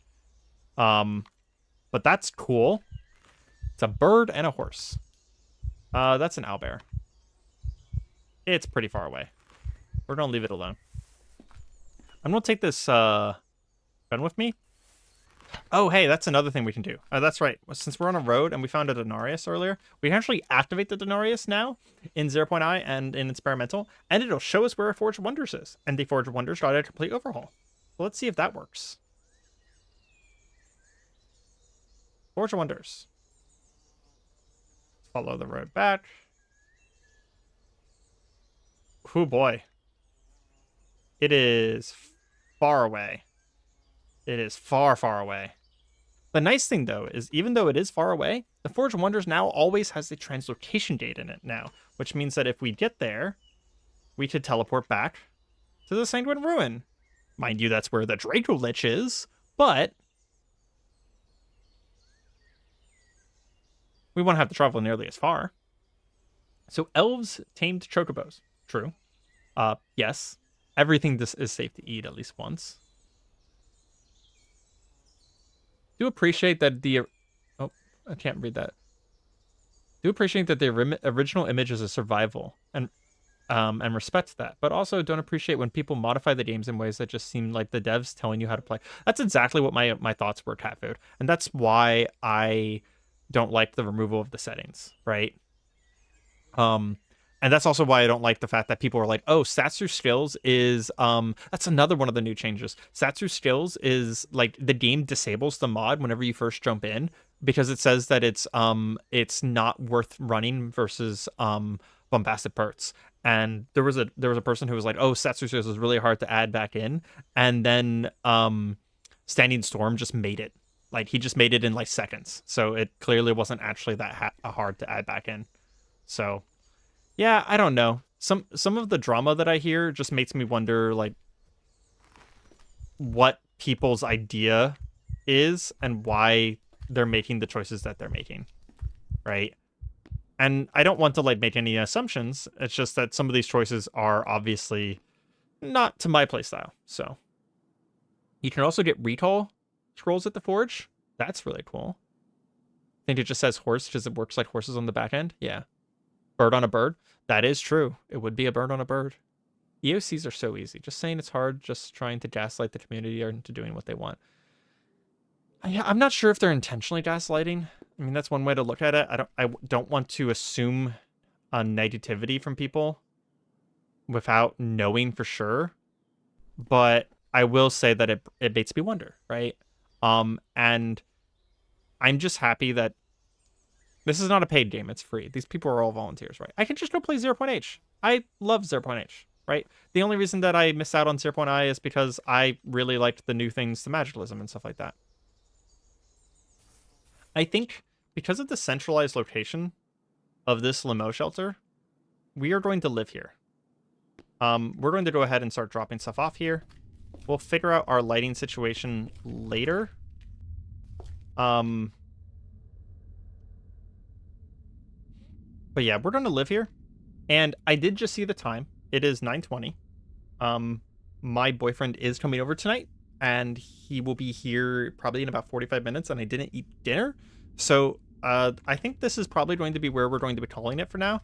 I had so much fun streaming Cataclysm. It has been since Aiden's run, whenever we did a whole bunch of fighting in an aircraft carrier, that I have streamed Cataclysm. And you guys made this a lot of fun for me. So I thank you so much for joining me in this. But we probably are going to be ending here. I really hope that you guys join me again in the future. I'm thinking that we are going to do another Cataclysm stream on Thursday or Friday of next week. It'll probably be Thursday. If you want notifications on streams, I always give out a notification half an hour early on the Discord. So if you want notifications, you don't have to talk, you don't have to join in or anything. Come to my Discord and just grab the CDDA tag or the Stream Rusher tag, and you will get a ping letting me know that I'm streaming in about half an hour.